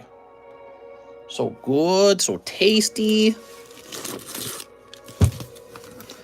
Octillery, Dark Octillery. That is an investable slab from the Rocket Returns collection. What do we got? We got Path to the... This is $45. That's pretty cheap. Now this one's $65 because it got Pikachu, Ash, and Misty on it, and Squirtle making a face. Very cute. Makai. This is coming off the table. Nobody buys these odd Final Fantasy characters. It's not that I never sell Final Fantasy slabs. It's just that people don't buy anything but the main characters like Cloud and Tifa. Okay, we got a Victory Bell. That's hot. Umbreon. Roserade. Altaria, Dragonite. All right, Dragonite's going on sale. He's clearance, I mean. Okay, I said I'd do a clearance. You ready? So he's going to be $45. Oh, that's a 9.5. This might be a PSA 10, right? So that'll be the clearance card. This is nice. I feel like this is going to take so long to sell, dude. It just doesn't have any sexy girls on it. That's the truth. Jigglypuff for 25 bucks. It's not bad. Some of these prices are very fair, I feel. I mean, look at that. That's a 9.5 Jigglypuff, 25 bucks. Very fair. Okay, we got Charmander. He's a bit pricier. He's coming off. Squall is never going to sell. Nobody's going to buy Squall. War Turtle. He's one of those investable cards. Like this Dragonite card. Cool. Challenger blew up on his way to space. Here's Tyranitar. Look at that beautiful metal Charizard. Ooh, we got this pristine kitty cat girl. The funny thing is, she might actually sell. Somebody might actually buy that. She's 60 bucks. I think I've sold 2 other ones. I sure enjoy showing off some of my Pokemons. This is the metal Charizard. We've been showing him off. We just acquired him from a viewer of the channel, Mr. Matthew Fowler. He's been watching for a while. Thank you, Matthew. Metal Charizard. Crazy. Sell it? How much should I price the metal Charizard, you think? So here are some investable cards, maybe. You know, this is a 9. War Turtle, Dialga, Blastoise, Victory Bell. 500. I'd lose a lot of money if I did that.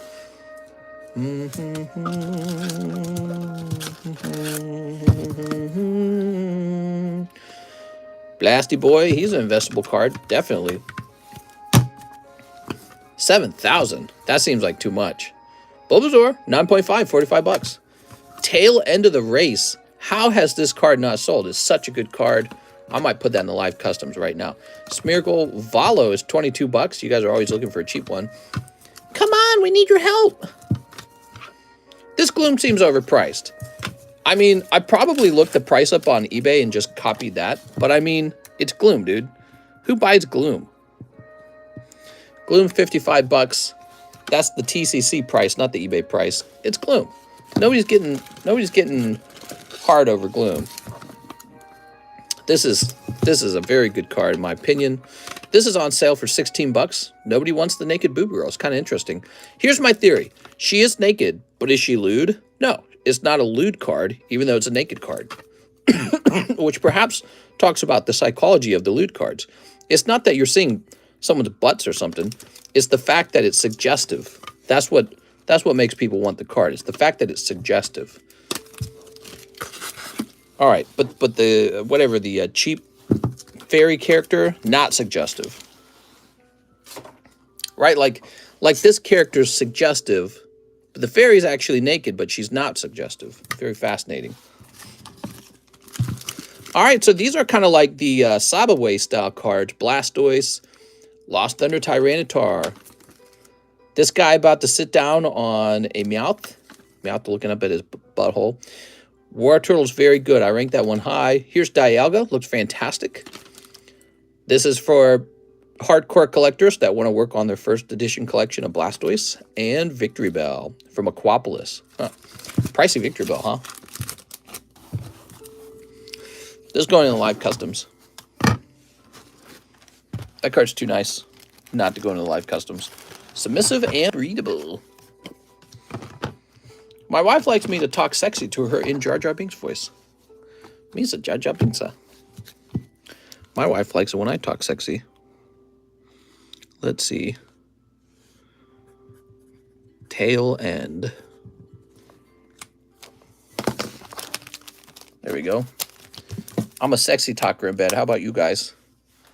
When I'm in bed, I talk a lot. But it seems to work really well. Here we are. Just noticed 9.5 Melzard sells for 1/10 of a 10. Go buy one. We like it when we talk sexy to us. Oh yeah, big boy. I'm messing with you. Gross, man. All right.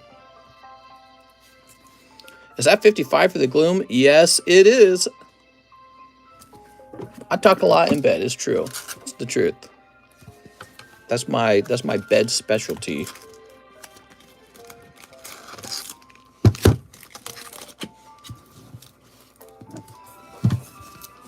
Hey, Perez, like that. Oh my God, you're funny, dude. Oh, okay, got this guy here. Table looking a little sparse. Need some new slabs for sure. All right, let's go ahead and take a look at the orders now. It's a Monday night, a slow night.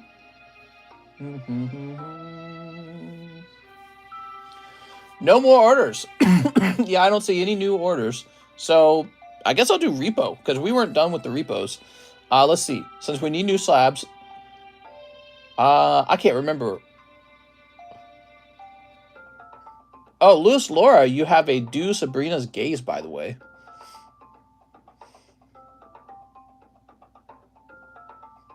All right, let's scroll through these. Louis Laura. Don't know if he's watching. June to June. Juan Serta has a Dragonite from August.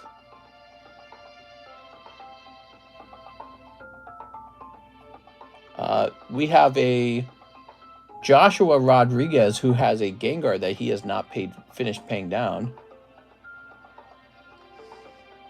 Okay.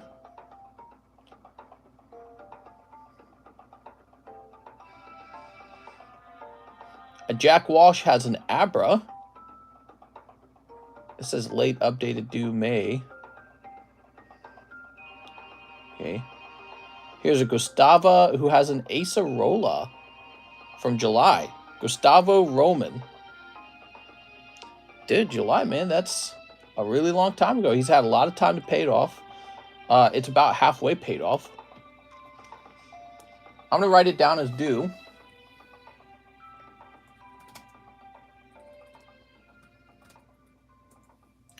Okay, Gustavo's due.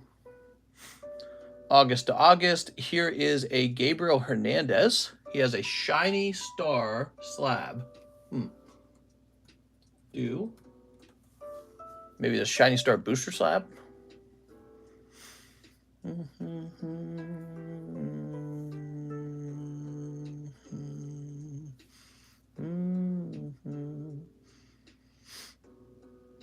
Okay.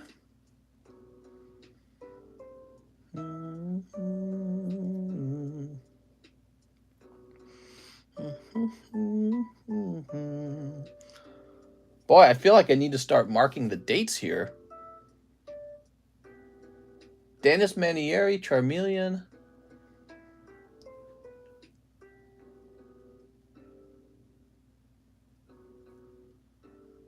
Here's an August Christian Tenio Raikou.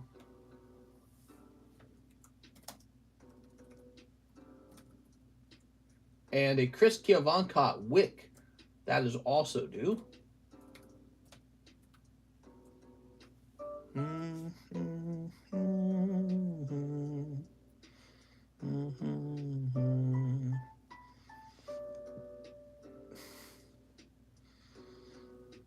Okay, we're almost done going through these.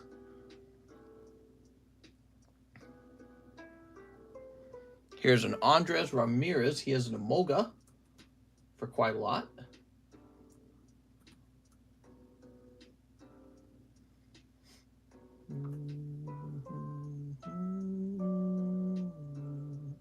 Here's an Alex Grajeda. He's got a Marshadow and he never made one payment on it. Let me go grab it, guys. Alex Grajeda.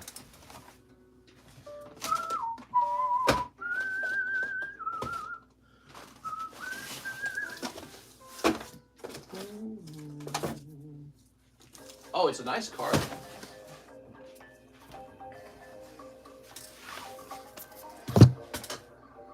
So that one's coming out and going into the reclaim channel.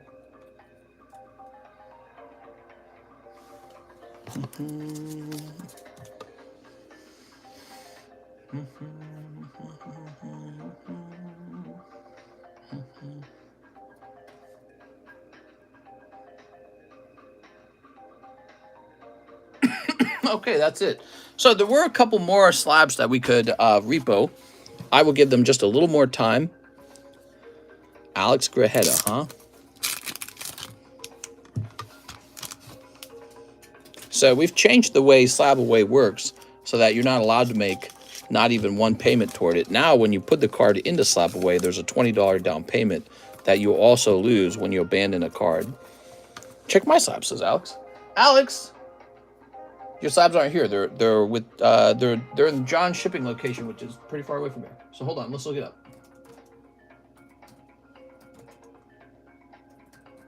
You think it's so easy, don't you, Alex? Don't worry, Alex. We'll get it at some point. I'll focus on one thing at a time.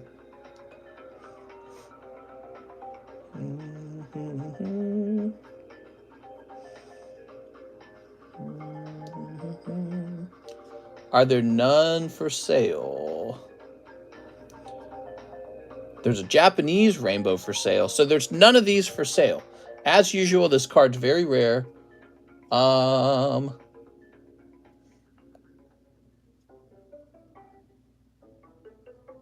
Okay. I'm going to price them up.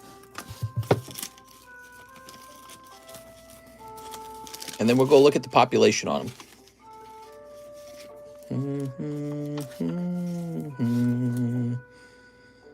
You can see Bofa? I can see Bofa. I can see Bofa now. The rain is gone. How much for Lost Abyss Booter? Booter! Like Booter Tooter? Like Tutti Frutti? Okay, Burning Shadows.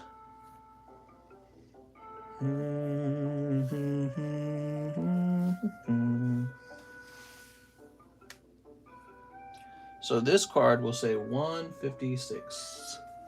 Here he is. Are you ready for the population on this modern card? You're not gonna believe it. Pop. 51. That's it. There's just 51 of these. It's because Burning Shadows doesn't grade well. Burning Shadows grades atrociously poorly. Want to see? I'll actually show you. Only 51 10s out of 270 graded. So 220 of them failed to grade 10. 50 of them grabbed the 10. That's why Burning Shadows was always a good investment, because the card prices were going to go up no matter what because of how hard they are to grade. That's it. I already knew it. That's why I bought so many of them at that time period. And I'm selling them all for profit. I sell my Burning Shadows now and make a good amount on them after having bought into them when they were cheaper. Is that the PSA pop list? That's the PSA pop list. Beautiful Charizard. I'll put him away now. I love the way he feels. He's real heavy in your hand. That's maybe one of my favorite things about it. All right, cool. Did my $8 go through for the Dragonite grade? Let's see if it did.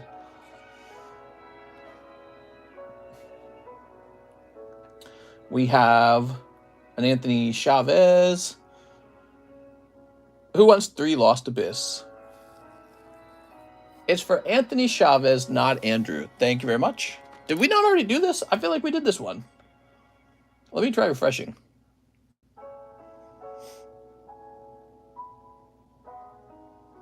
Oh, this is Christine Andrews. 2 Star Wars Weiss. You got it, Christine. So weird. And then we got an Andrew Thompson right after that. Okay, here it is. Christine. How's it going, Christine? So Marshadow joined the table. I think we need to price up some more slabs. What do you guys think? Oh, look at that Yoda. He's a special rainbow holo. See that? So he is more rare than a regular holo. Okay, very good. And there's a holo Darth Vader. Very creepy. Gonna force choke you and make you call him daddy. Okay, and then we pull another Daddy Vader. Swoop. I recently found out my wife finds Darth Vader sexy. I did not think that was going to be the thing. She says, of course he's sexy. I was like, and then it clicked. I was like, of course he's sexy. He's Daddy Vader, duh. Never occurred to me before that girls find Darth Vader sexy. He's a bad guy. Girls like bad boys. Duh. He got that force choke. Scaring me, man. How can you compete with Darth Vader? Men with bucket helmets like this have a 90% chance of stealing your girl. Andrew Thompson says he'll take the booby slab. Trying to figure out which one you're talking about. All right, you got it, Mr. Andrew Thompson. You talking about this one? Whoa! He is the daddy of all evil. She likes the dark side. Mr. Andrew.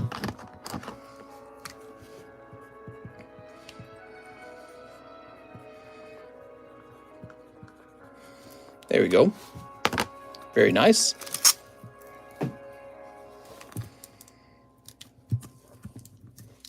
Give her the lightsaber, mister. She about to get the lightsaber. Smack. That was me smacking my hands together.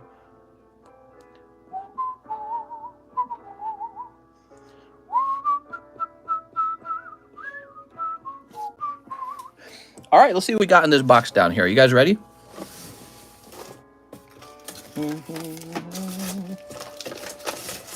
We have a lot of tops, actually. I wish my slabs would sell like Cardconomist. Sometimes I have to lower my price to sell my slabs. Look at this Dragonite, see? He's 45 bucks now, so that definitely helps.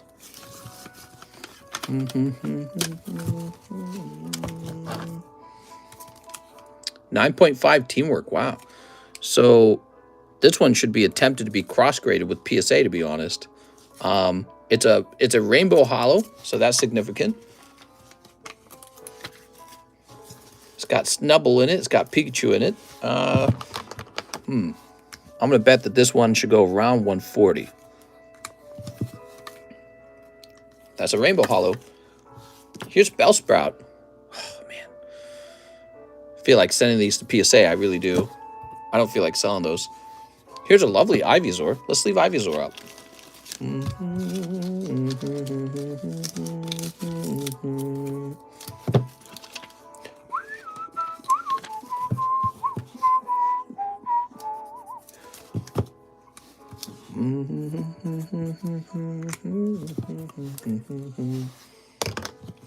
Oh man, Bellsprout. Look at this. Tops Lowbro. Looks like we priced him before. I think that's a fair price. I like the $75 on that card.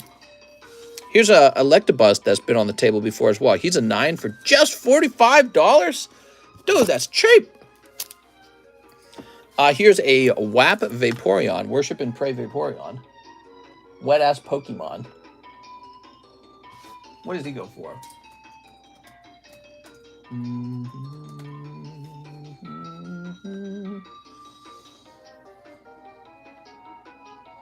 You ready? So a 7 goes for a whopping $75. We're going to do better than 75. We're going to do lower than 75. This is an EV evolution. An evolution. We'll do 60. So ours is cheaper. I've deemed that it should be $60.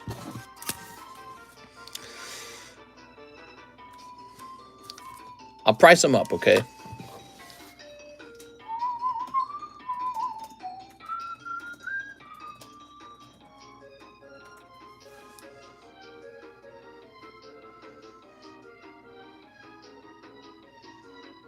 All right, so I'm going to ask 110 on the Bellsprout.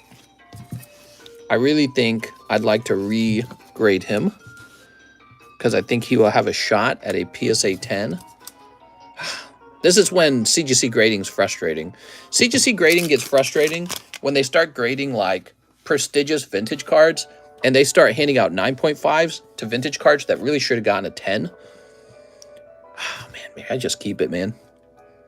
Look how freaking clean that looks, too. It's so beautiful. He's also number 69. Oh, really? Good catch, man. He looks so clean. But I'm just going to price him up on the chance that he sells. Here we are. This is the price I'd like him to sell for.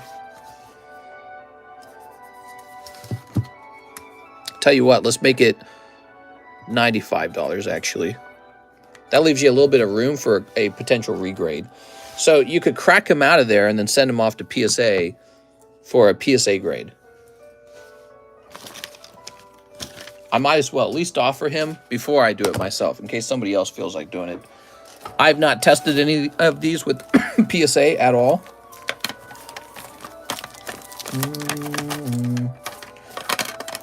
We got some really decent cards here.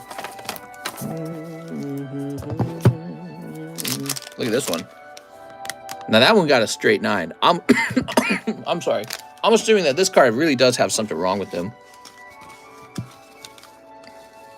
Sent for the Vaporeon slab. Lovely. Put that off to the side. Lovely card. Look at this Sandshrew. It's a little bit of dust under there. Here we are.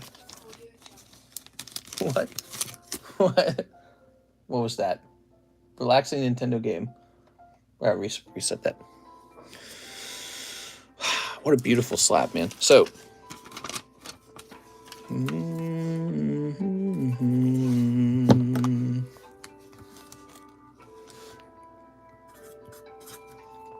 $50 for this beautiful Sandshrew 9. Here's a Final Fantasy card. We would just get rid of this. That needs to be listed on eBay. I think I might make John do all that. So here's a Clefable for $45. I think that's fair. Here's a lovely card. So this is a Jigglypuff Pristine. Not just a pristine Jigglypuff, but actually it's a 4th print wave with a red label. So those are a lot harder to come by than the regular like blue label, black label. Then there's green label and red label. Green label and red label are much more rare. So this is a red label. We're going to make this Jigglypuff $95, I think. Did you end up getting the money for the grade? You didn't say yeah or no. I didn't see it. Yeah, I did not see it. Let me log in and see if it pops up in my PayPal.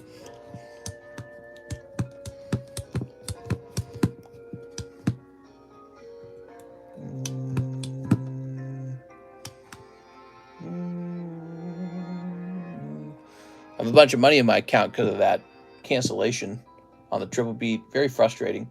Tyler Davis, $8. Great Dragonite. Weird. Yeah, it just did not show up. It's here. I can see it in the account now. Weird, man. Slowbro 9. It's a lovely card, man. Checklist 9 as well.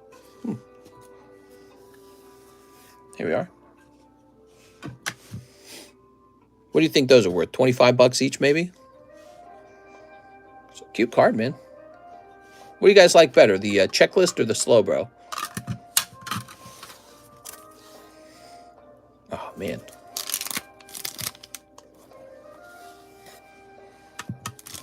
Look how brilliant this is when it's out of its sleeve. Man, that's beautiful.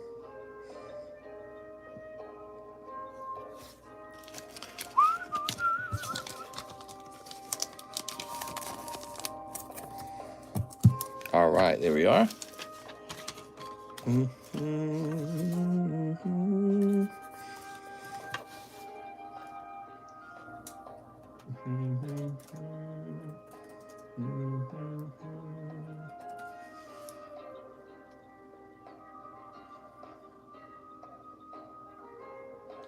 Wow. So somebody does have a Series 1 holographic Machamp for sale for $400. They want it. Way, way, way more than the Chrome Charizard. They have a regular foil version. I have the Silver Ray version. Yeah, I agree with them. I agree with them. I don't like how... Oh, man, I can't believe that I got a freaking 9.5 on it. I don't know. I don't know what to do about it. I'm going to list them. Whatever happens. Probably doesn't even sell. It's a funny thing. So you said do a giveaway on the checklist. You got it, guys. Giveaway on the checklist. Let's turn on subscriber mode. And then we're going to start this giveaway. Okay, it's subscribers only. And now let me refresh the stream. I know I probably should just regrade it. But the thing is, I've got so many cards waiting to grade. I've got so many cards waiting to grade. If I can sell it, I'll just sell it and let somebody else do it. But what you notice that that's a 9.5. And it'll sell as a 9.5. And if you're lucky, it turned into a 10 as well, right? Here's a Misty for 40 bucks. That actually feels correct. And a Slowpoke for 69. These are 9.5s, so these are pretty good prices. But we're going to make the Slowpoke 45 bucks. Here we go. And then look at this. That's an actual Pristine. Can you believe it? So cool, man. Got a Pristine on this Nidoran. So cool.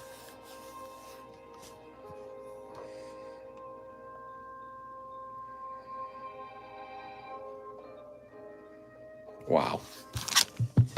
So difficult to actually achieve that grade on a card from a box from Topps Series 1. Like, I mean, it's truly difficult to get this kind of grade.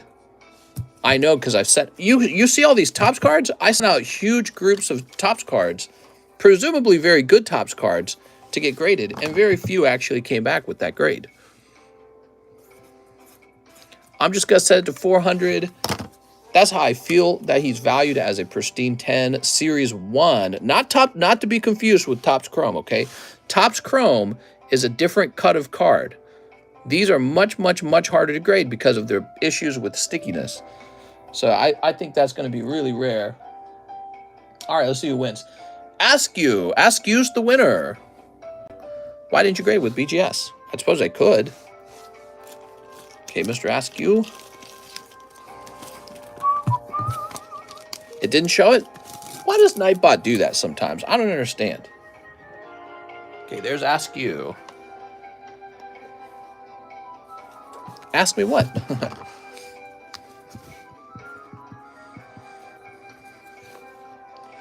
There we go. Thanks for hanging out with me tonight, guys. Named Caleb Ibarra. Mr. Caleb Ibarra.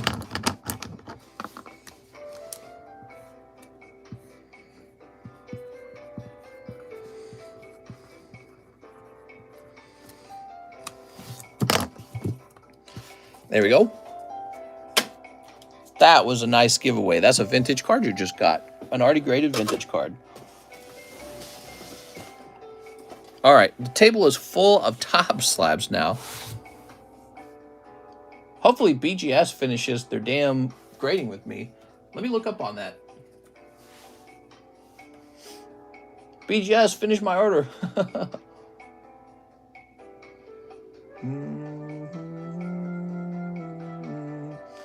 Let me log in.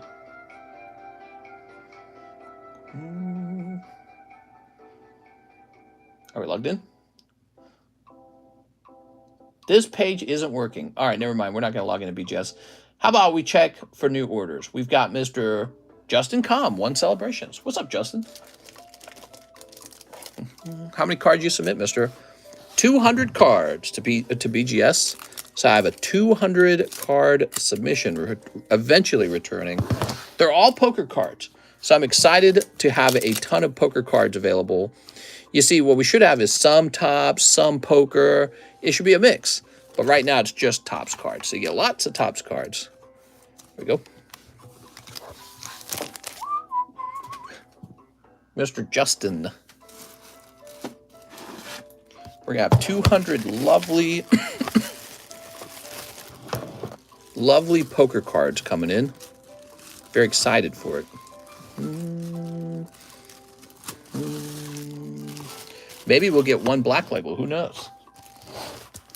Are we still on sub mode? Oh, we're still on sub mode. Let me turn that off. Sorry about that.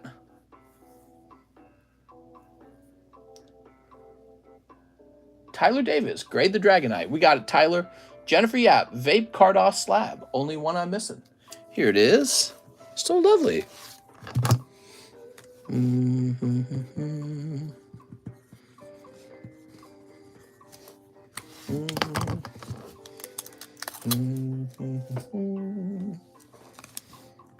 Thank you, Jennifer. Thomas Glucksman with the large order. This is to pay off Murkrow. 25 since it's a couple months late. Woohoo! Thanks, Thomas. Let me look into that real fast, Thomas. Thomas Glucksman. From July, you got Murkrow.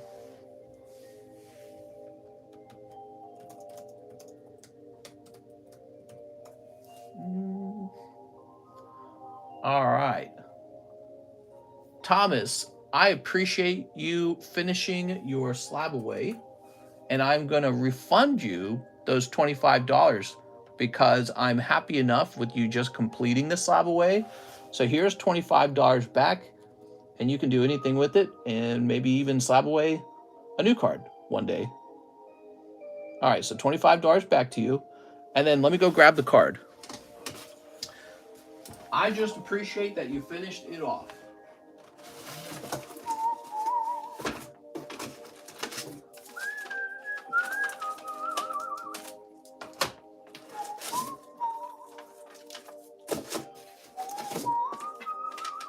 Here we are.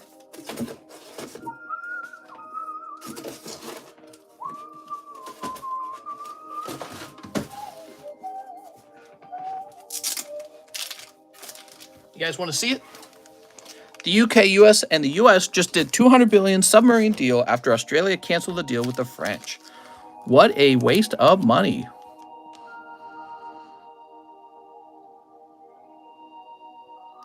Just $200 billion? That's cheap, bro. Look at this beautiful card. Wow, man, it's so well centered. I like it. First edition Murkrow from the prestigious Versus collection. There you go. Got you a nice clean sleeve too.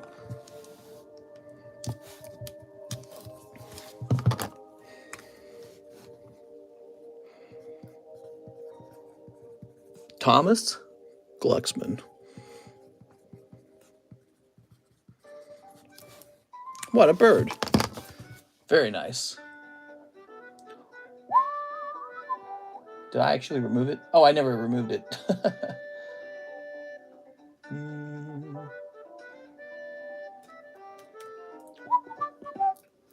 All right, cool.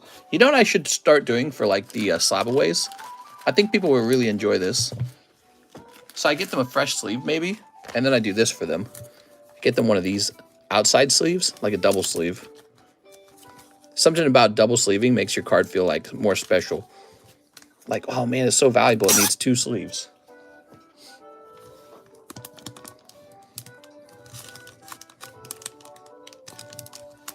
There we go. Wow, man. Thank you very much, Mr. Thomas. Very happy with that.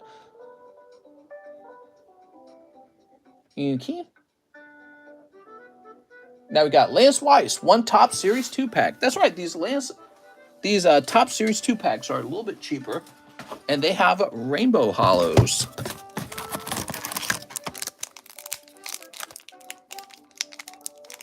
Was there a Rocket Returns Tyranitar? I saw one in the short. Well, there's one in my collection. I added one to my collection. Open that in a Pixar pack. Oh yes, the new Pixar packs. So we have a fresh case of Pixar cards. These were pretty popular at $11 per pack. They're now $12 per pack.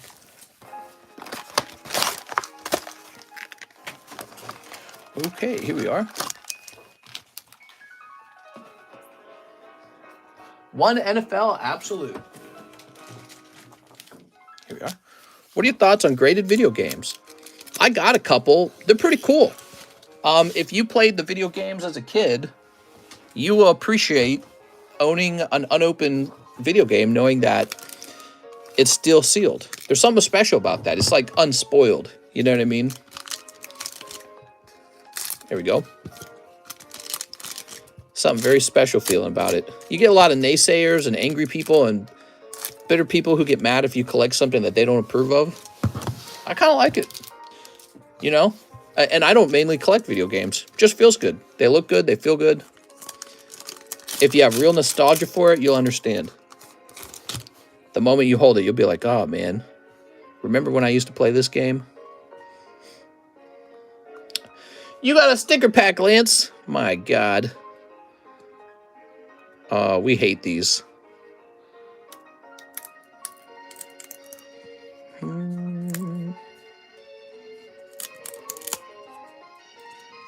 Okay. These sticker packs are the worst.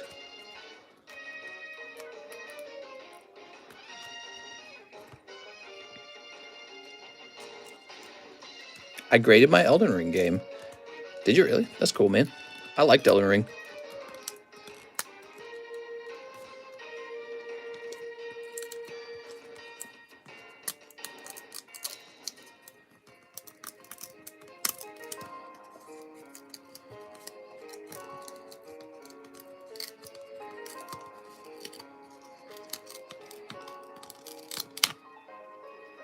Hey, that's not too bad. I did a good job there.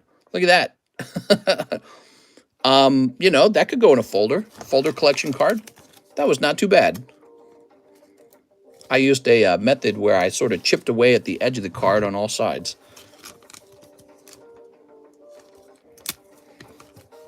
PSA 10 for sure. Probably like a PSA 4 or 5, I'd say.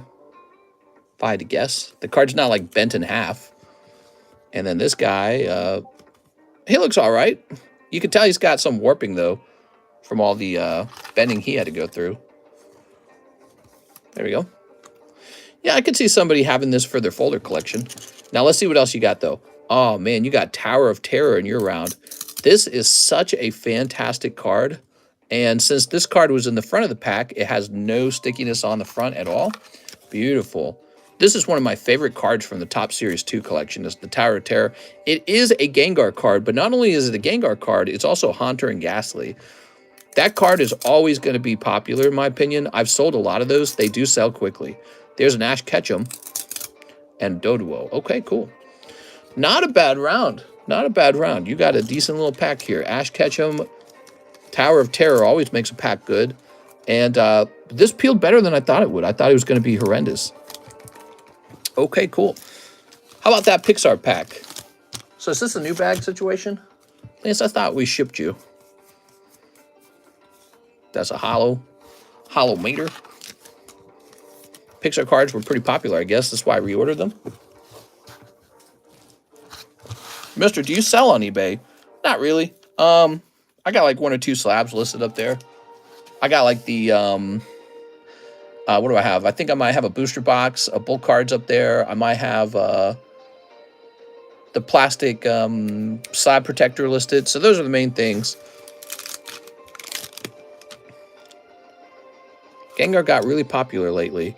You know, I'm kind of kicking myself for not buying a Masaki Gengar when they were 14,000. Because I was looking at him going, 14 for a Gengar?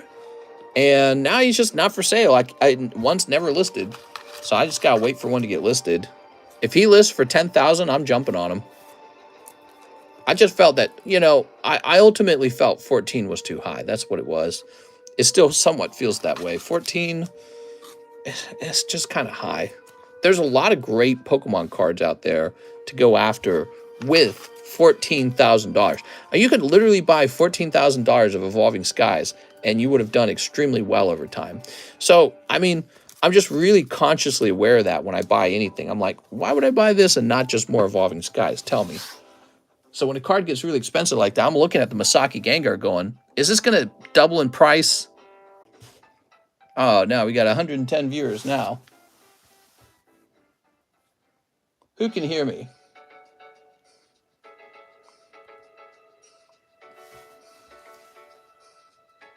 Oh, yep, we are back. Okay, hold on. So I'll close this now. I'll close this now. I'm sorry, guys. I don't know what that was. It's a stream. Sometimes that happens. It's actually not that common for us lately. We've been having some great streams lately. But yeah, that was some kind of lag spike. I had to reset my phone to get it to work. So when you have a disconnect like that, there's a button you push to reconnect, and it was like frozen. It wouldn't work. So I gave up and I reset my phone, and that worked actually. Resetting the phone actually worked. So I knew the connection to the internet was still good because I was talking to you guys on my laptop, and the phone just wouldn't reconnect for some reason. Nikolaj Rasmussen. 3 lost abyss. You got it, man. Dang, I was all scared. We're still here. We lost like half our audience in 2 seconds. But that might be the lag hiding the viewers or something. What is your 2023 prediction so far? Well, I think the economy is not in bad shape. I actually think it is secretly in very good shape. Even though people don't want you to think that way, they want to crash. The Federal Reserve is raising interest rates and causing bad investments to go bad, and good investments will not be bothered by it. That's my opinion. So you invest in like Home Depot, Walmart, Amazon, Target. Those places might see a reduction in sales as the people suffer from inflation and a lot of tech workers are laid off, but they're just not going to go out of business and people are going to keep working. It's really the tech bubble, I think, that's going to suffer the most. Those were guys who were like working for Amazon, working for Google, working for Apple. They were in a bubble and it popped. That's what happened. That's what this recession is proving. But basically, if the war in Ukraine could just stop, that would help a lot, in my opinion. But relative to Pokemon cards, dude, the hobby's on fire right now. You would think that the hobby is doing very poorly because I think we had prices were too high November 2021, and you saw the prices kind of like explode. In 2022, they dropped significantly, especially modern, and now you're just seeing them kind of rise back up. And I think a lot of that is because people are done being afraid. They were really afraid in 2021, and Pokemon market just looks crazy good to me right now. I'm buying like crazy. Like a week ago, I spent $18,000. Cards are selling very well. Product is rising in price rapidly. And Pokemon is putting out card sets that people are really enjoying opening. Yeah, I mean, it just feels really good. I can't find cards that I want. I was just talking about Masaki Gengar. Where is he? There is no Masaki Gengar for sale because everyone's hodlering. So I think that everyone kind of has a feeling like, you know, maybe there's prices in the Pokemon market that's too high, but nobody really believes this is about to end. I think nobody really believes Pokemon cards are no longer investable. So you get a lot of scaremongerers who make, you know, YouTube content. It's all in a bubble. It's all going to pop. And, excuse me, and they're going to make that content forever now. But there's a real demand for Pokemon cards, and yeah, I don't know. I absolutely love it. It's like my favorite thing to work on. Is just the Pokemon card hobby. The funny thing is, let's say the Pokemon hobby popped, I would just move on to coins. I would move on to baseball cards. It doesn't matter what I work on. I actually just enjoy the game. I enjoy the challenge of buying and trading, and so I think the market's going to young people are going to realize this is like the grand exchange from RuneScape. You just come here and you trade stuff because it's fun to trade. You know what I mean? So I don't think it doesn't matter what you do it with. It's not going anywhere. Pokemon cards are like the stock market for nerds. Is what I'm trying to say. And no matter how low or how high the prices go, I think there's going to be a group of people that are going to stick around and keep playing that game.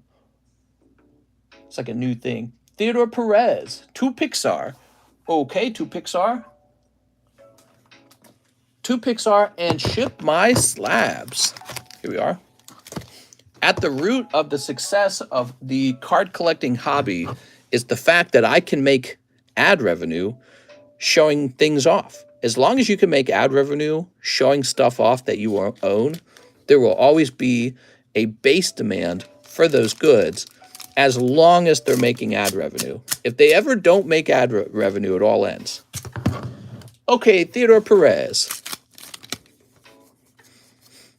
So if you own first edition base set Charizard 10, and nobody gives an F, and he does not get clicks, he does not get views, he does not pay. Wow, that's nice, man. A little stamped card coming out very quickly. So you got a lovely stamped card, inside out. You know, if that never generates ad revenue, if it stops generating ad revenue, then yeah, you're toast. The base demand for cards will go away, the base demand for collectibles. But that's like saying museums are going out of business. No more museums, you know what I mean? Like, that's not true.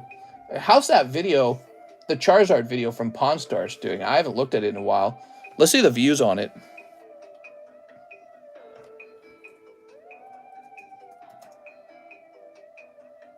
Look at this.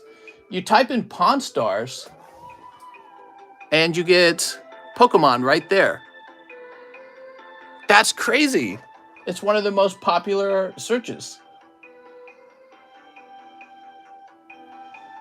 And look at this. One of the most 14 million views in 5 years.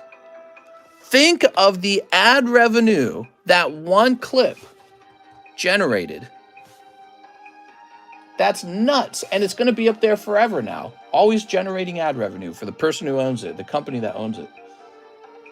That's crazy. All right, back to Theodore Perez, though.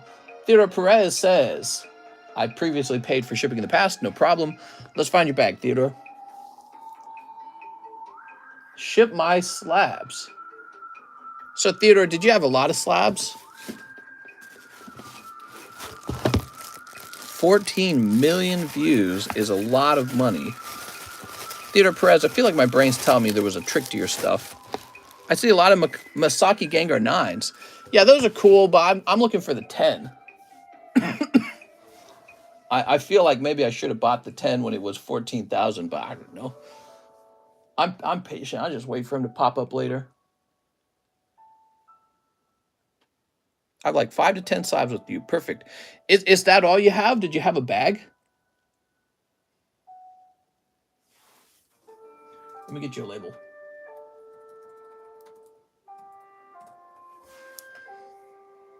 Here you are, Theodore Perez.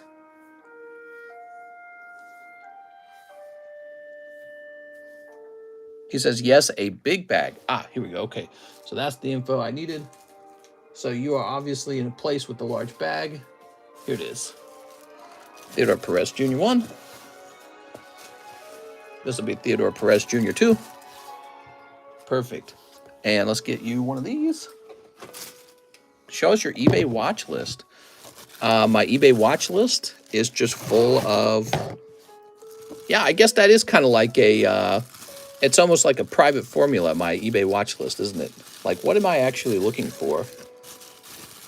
That's kind of like the list of stocks that, whatever, some big investor likes to look at every day, right? So I guess you wouldn't want anyone to know that one. Okay, you're getting some good shipping. Let's get you the expensive shipping. Theodore Perez. Still shipping to the address that begins with 7. There we go. You get to see what I'm looking at. There we go. These are my secrets for me. There we go. Thank you, Mr. Theodore Perez. Real slow night tonight. We're at 153 minutes. I don't know. I don't have anything else to do. Unlimited web Masaki? Nah, I don't care for that. I want the original expensive one. I gotta submit these like CGC or something. That Pikachu's off center. That Raichu's off center.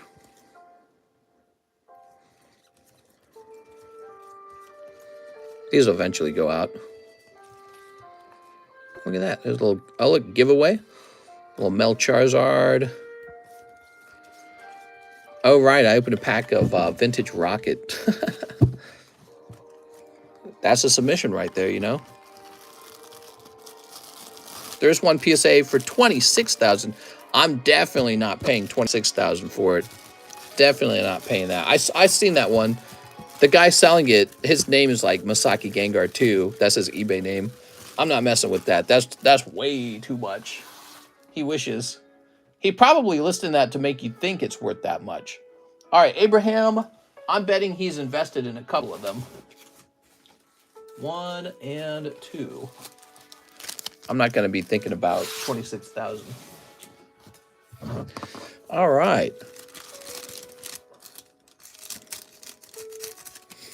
What if it's worth 30,000? Nah, even that's not that good.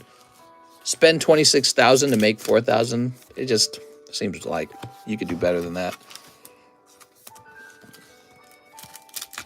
Pikachu. There's a lot of Gengars out there. I don't know how that one became the super rare desirable one. He's just another Gengar to me. There's a lot of Gengars to buy. All right, Abraham. The problem is everyone else likes him. I think he's decent. He's got a good look. Yeah, he's got a good look to him. But just because he's low pop and old doesn't make me feel like he's worth 14,000. That's the problem. There's just so many other Gengars to buy.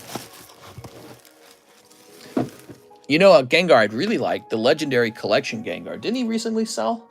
How much did that guy go for? Let me look this up.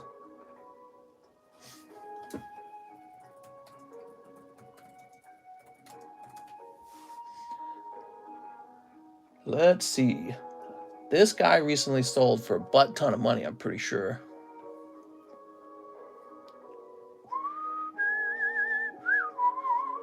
Look at this.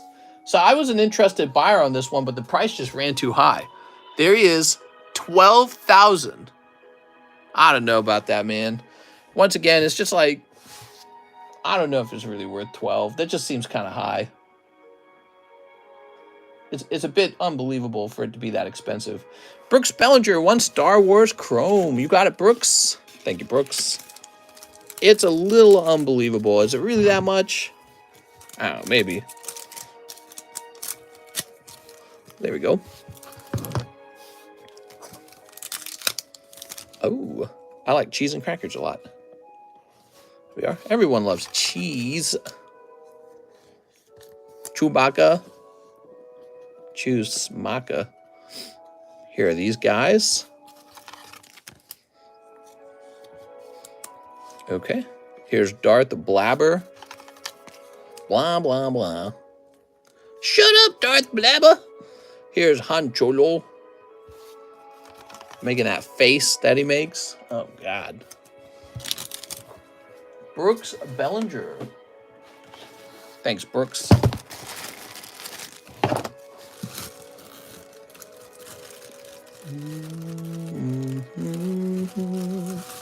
What are the best pulls from that Star Wars Chrome?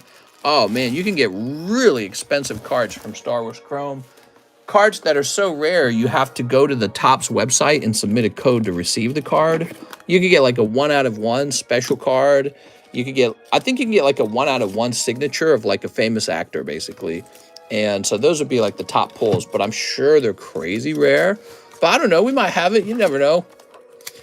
We've pulled some good stuff. We pulled a Jar Jar Binks signature, believe it or not. Yeah, we actually pulled one of those earlier. It was a while ago. So you might pull some super rare card out of there. There's also a lot of very decent looking cards. If they could grade 10, I think you would make your money back on them or more. Okay, now we got Jussie Salinas, 1 Astral Radiance. 1 bulk grade for a reverse hollow Nido Queen. Sounds good. Jussie Salinas.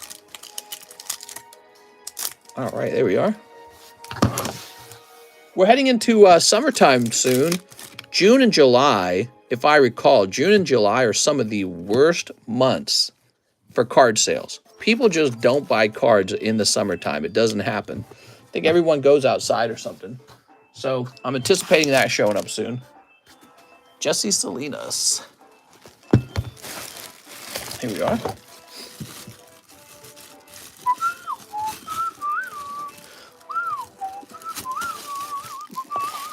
Because we're touching grass. I should sell bottles of lake water from Lake of the Ozarks. That'd be funny. Oh, right. We have to grade that card, don't we? Yeah, people actually go outside in the summer. Then it all kicks back up in about August. Oh, that's a great card. I like this Starmie card you got back here, too. Great pull, man. But this obviously is a little bit older than that, so it makes sense to start here. So we're watching Lord of the Rings, The Two Towers. We just finished it today on our new 75-inch TV. And it was so nice watching it on that large TV. I was talking about how if you don't have one of those super large flat screens, they're surprisingly cheap now. And it is worth the investment. It feels like you're at the movie theaters. It's such a large TV. Here we are, Nido Queen. I wish I could show you the setup, but then, you know, like, she's sleeping out there, so that would be really awkward for her. Here we go. Okay, Jesse Salinas. Thanks, Jesse. Just a few grades today, huh? But maybe that gives us a chance to catch up on our little back stock. There we go. Do you have a surround sound system? We do not, but maybe I should buy that too. I don't know where we'd hang. Maybe we'd hang that on the wall or something.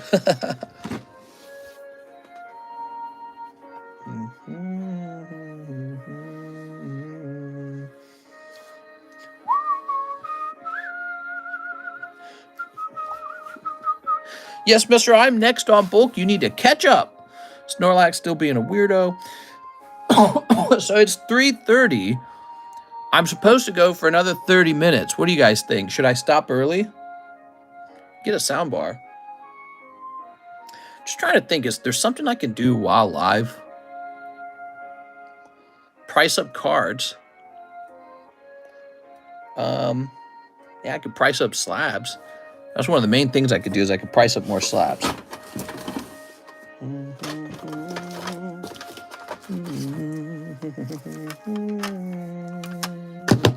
Here's a Rama. Someone buy something. Here's oops. The Temple of Mewtwo. That's an ugly looking card. This one's real ugly. What poker cards you got on hand? Well, we've just got a mix of poker cards that you can open up raw. That's like Golem. Gives it to me raw. I looked at my wife and we laughed at that line.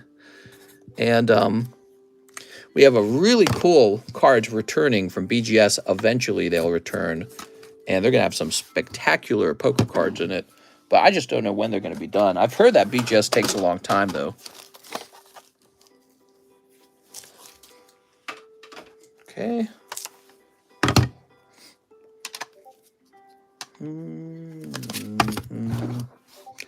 Krabby Cardos, huh? He's got Ditto in his hands, and he's giving him a good squeeze. I like that.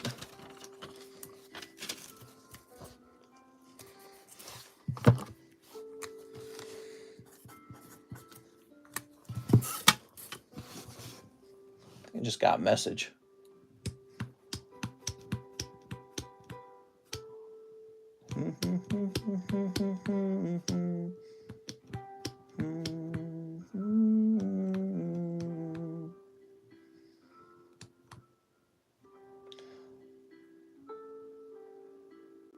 I'm looking at the thing you sent me. What is it? Oh, it's the Lieutenant Surge.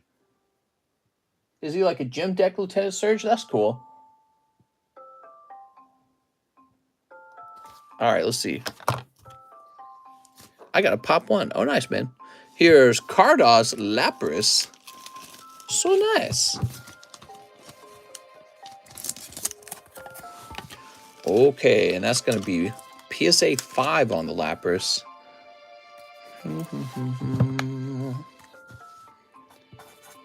Make up my own price here, $18. How about this card here?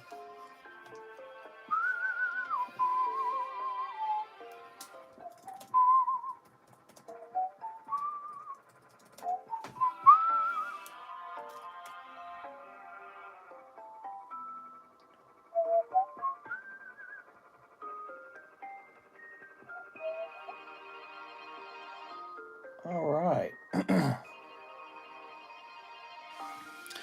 Look at this beautiful card. Pikachu Zekrom. I'm going to be holding on to that one, though. That one's going to be held on to.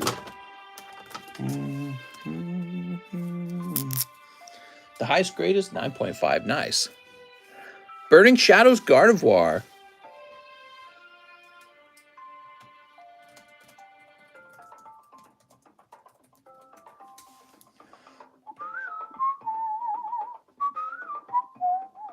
Wow, there's none for sale.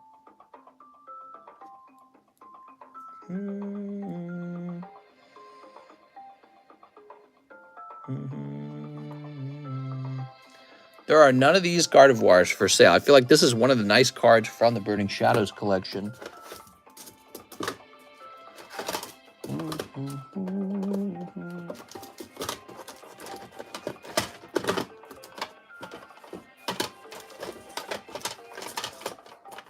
What do we have here?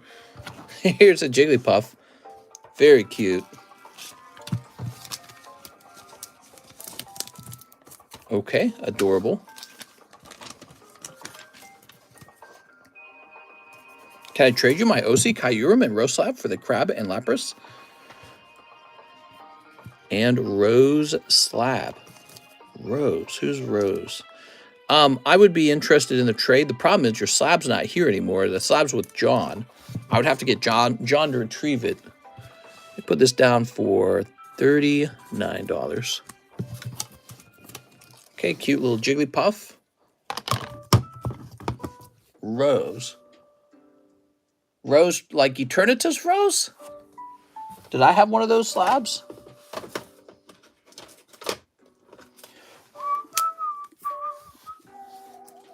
Let's all make John drive back. Well, he is driving back. He'd be driving in tomorrow morning or today.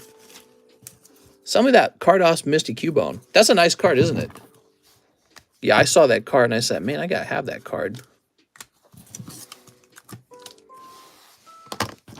The 9.5 one I pulled yesterday, Rose. I'm trying to remember what Rose is.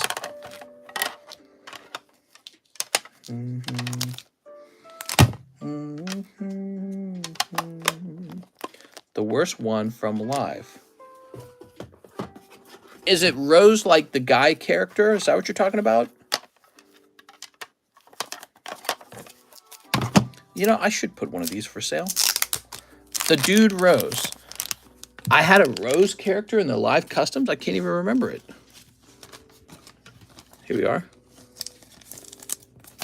There we go. We got Gardevoir. No, oh, Roselia. Roselia. You're talking about Roselia. I know what you're talking about. Here we are. Believe it or not, this is more expensive than the Roselia. What was the other card? I can't remember the other card. This is the game of Guess That Pokemon. Who's that Pokemon? Do-do-do.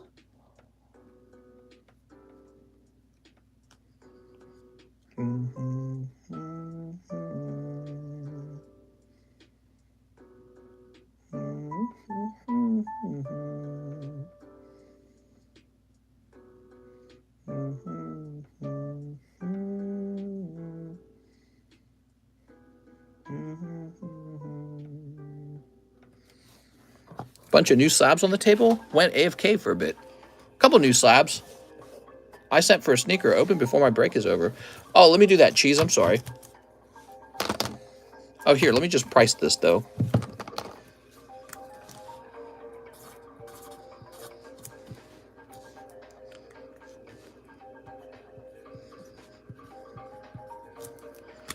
Okay, here we are. Can you even read that? No. You can't read that. That says low pop. What's the point of writing it? Okay, Mr. Cheese, let's open your stuff.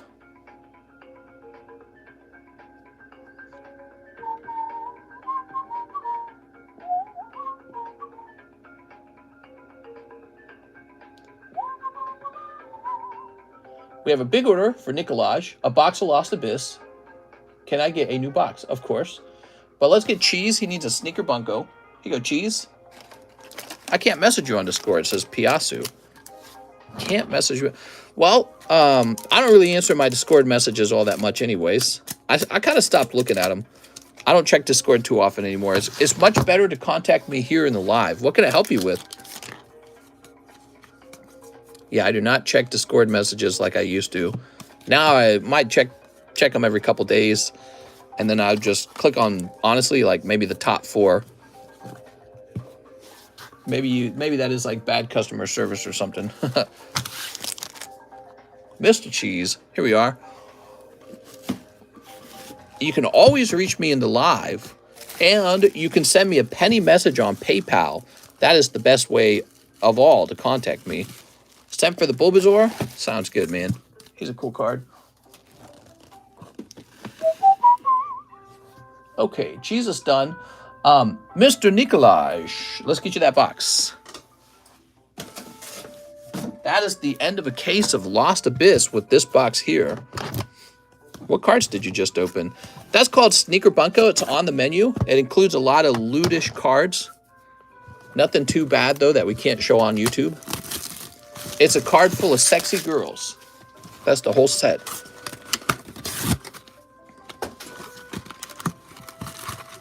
Go back to space, Jesus.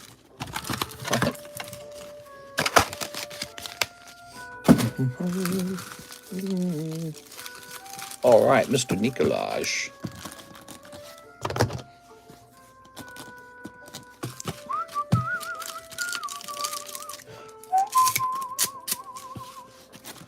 Let's get these sneaked.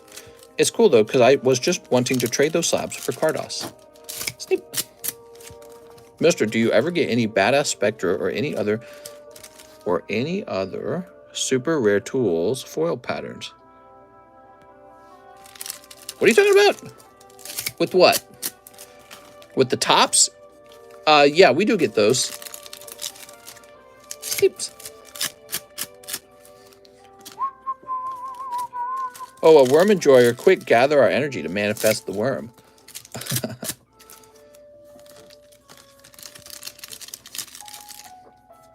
There we go. Jen, you're running into a problem with me. Here's the problem, Jen. The trade you're offering me is a very low-cost trade, and it would require me to track down your slabs. And so the value of the trade isn't worth my effort. I'm not motivated enough to go get the slabs and do the trade. That's what you're running into. The same problem occurs when somebody tries to like give a card to someone else, and I go, I don't want to go find the card. So you're running into a scenario where it's too small of an order. And I'm going, I'd rather not go looking for those. So that's what's happening. Let's say it was like a $200 slab and it was a trade for a $200 slab. Then you'd catch my interest. I'd be like, I'll go do that for you. It's a small trade, and it would be very annoying to have to go locate those slabs. Because John's got his little system he uses for the shipping, and I don't want to have to go figure it out at this point. Here we are. There we are. Here's a holo. Would it help if I told you that I got lots and lots and lots more Cardos slabs coming, though? I got a lot more Cardos slabs on the way. I actually have a whole pile of them out in my family room that just returned, and they are completely unpriced, but they will be priced slowly. Oh my God, Nikolaj pulling this beautiful Rotom out of the last box in the case. Yep, this just completed the case. We'll have a fresh new case of Lost Abyss. I over-purchased Lost Abyss in the past, so I just got tons of it. That's why it's so cheap. Beautiful pull. You just don't see that many. It's hard to get a hot pull in Lost Abyss. There's so many boxes where you get like, whatever, like Omastar or whatever it is. You know, there's like all these junky pulls. Let's see if it's a double hit box too, by the way. Worm Enjoyer's eating good. I need to double check and see if the price on these have gone up over time. Here we are. I've been selling them for $4 a pack. It's one of the cheapest packs on the menu. And ironically, though, it has one of the most valuable pulls in the set, the Giratina. Here we are. But now that we are done with the case of them and ready for a fresh case to come out, might be time to double check that price. Got so many, the Kaka version, congrats. That's a nice one. But the pull rates are abysmal. They are. I know exactly what you're talking about. Pull rates are just so... It's because there's like... You either pull an alternative art out of here or nothing. You know what I mean? I guess there's Golden Giratina. He's decent. But he's just decent. Everyone wants an alternative art out of this set. And really, it's the Giratina that they want. So there's not enough good supporting cards in the set. Here we are. Cold. Cold. All right. Nikolaj.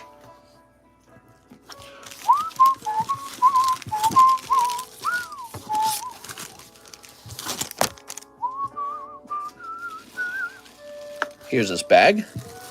Congratulations on the alternative art, man.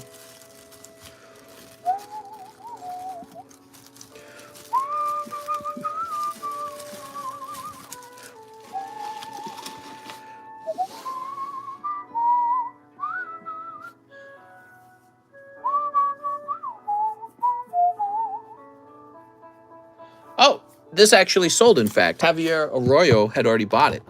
So this sold before the trade would even have had a shot to go through.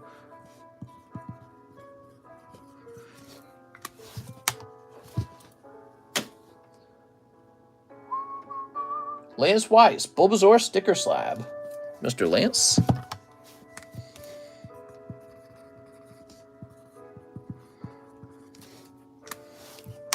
Why are they canceling your triple beat? So the guy selling it to me said that his supplier canceled it on him as well. And I highly, highly, highly suspect it's because it's selling for much more nowadays. And so the price is moving up and everyone's canceling their pre-orders because they want to make more money on it now that they know it's worth more. This happens a lot with pre-order. You pre-order a card set, the price moves up, and then the person you pre-ordered with doesn't honor the old price because they want to sell at the new price, the new higher price. So they can either do the honorable thing and give it to you, or they can tell you, oh, I'm canceling it and selling it at the new price. I get it. They're a business. It's just annoying. It's kind of interesting, too, because I helped create that demand by buying it. You know what I mean? So if I didn't pre-order at all, I would not have created that demand. So everyone doing these pre-orders causes the price to move up, and then they cancel on you and they relist it at the new high price. It's like you've shot yourself in the foot. So it's very frustrating. The worst part is it disrupts my consistency. You know, I need to stay stocked for my streams, and this kind of screws me up. I don't like that. All right. I believe we have a Zelle order. Eric J. Lopez. One Steam Siege. Ah, yes, the Gentleman's Booster Box. Are you sold out of Lost Abyss? No, I have a fresh case of Lost Abyss. I would just have to go get it. Is it possible to make money on Pokemon card prices going down? Not really. All right, here we are. Bergmite, Klink, Larvesta, Claw, Witzer. Here you are. Eric J. Lopez. Nothing too crazy in that pack, man. Somebody ain't going to catch another case. That blows, mister. Yeah, it does blow. I have a lot of other suppliers sending cards over, but I'm worried about having enough for everyone. And then the price is just going to be so stupid high. I think it's going to be like $7 a pack right out the gate. I think that's the price right now. I don't think there's such a thing as shorting Pokemon cards. No, I've never heard of that. All right, guys, I think we're done. We have reached the 3-hour mark, and there just are no more orders. So I think we better wrap up. It's been a slow Monday stream, but I appreciate all your orders, and I'm going to go relax, and then I'm going to get some grading done, okay, guys? Fritz says, no! I'm sorry, Fritz. But it's a slow Monday stream. We'll be back on for the Tuesday night stream. Have you guys noticed I stopped coughing at some point, just like yesterday? What's up with that? I stopped coughing at some point, just like yesterday. I'm not hacking and wheezing anymore. So when I get into the room and start streaming, there's a bunch of hacking and wheezing. And then near the end of the stream, it all just kind of stops all of a sudden. What is it? Maybe it is a vocal cord problem, guys. I might be having a vocal cord issue. That might be it. All right, I'll see you guys tomorrow.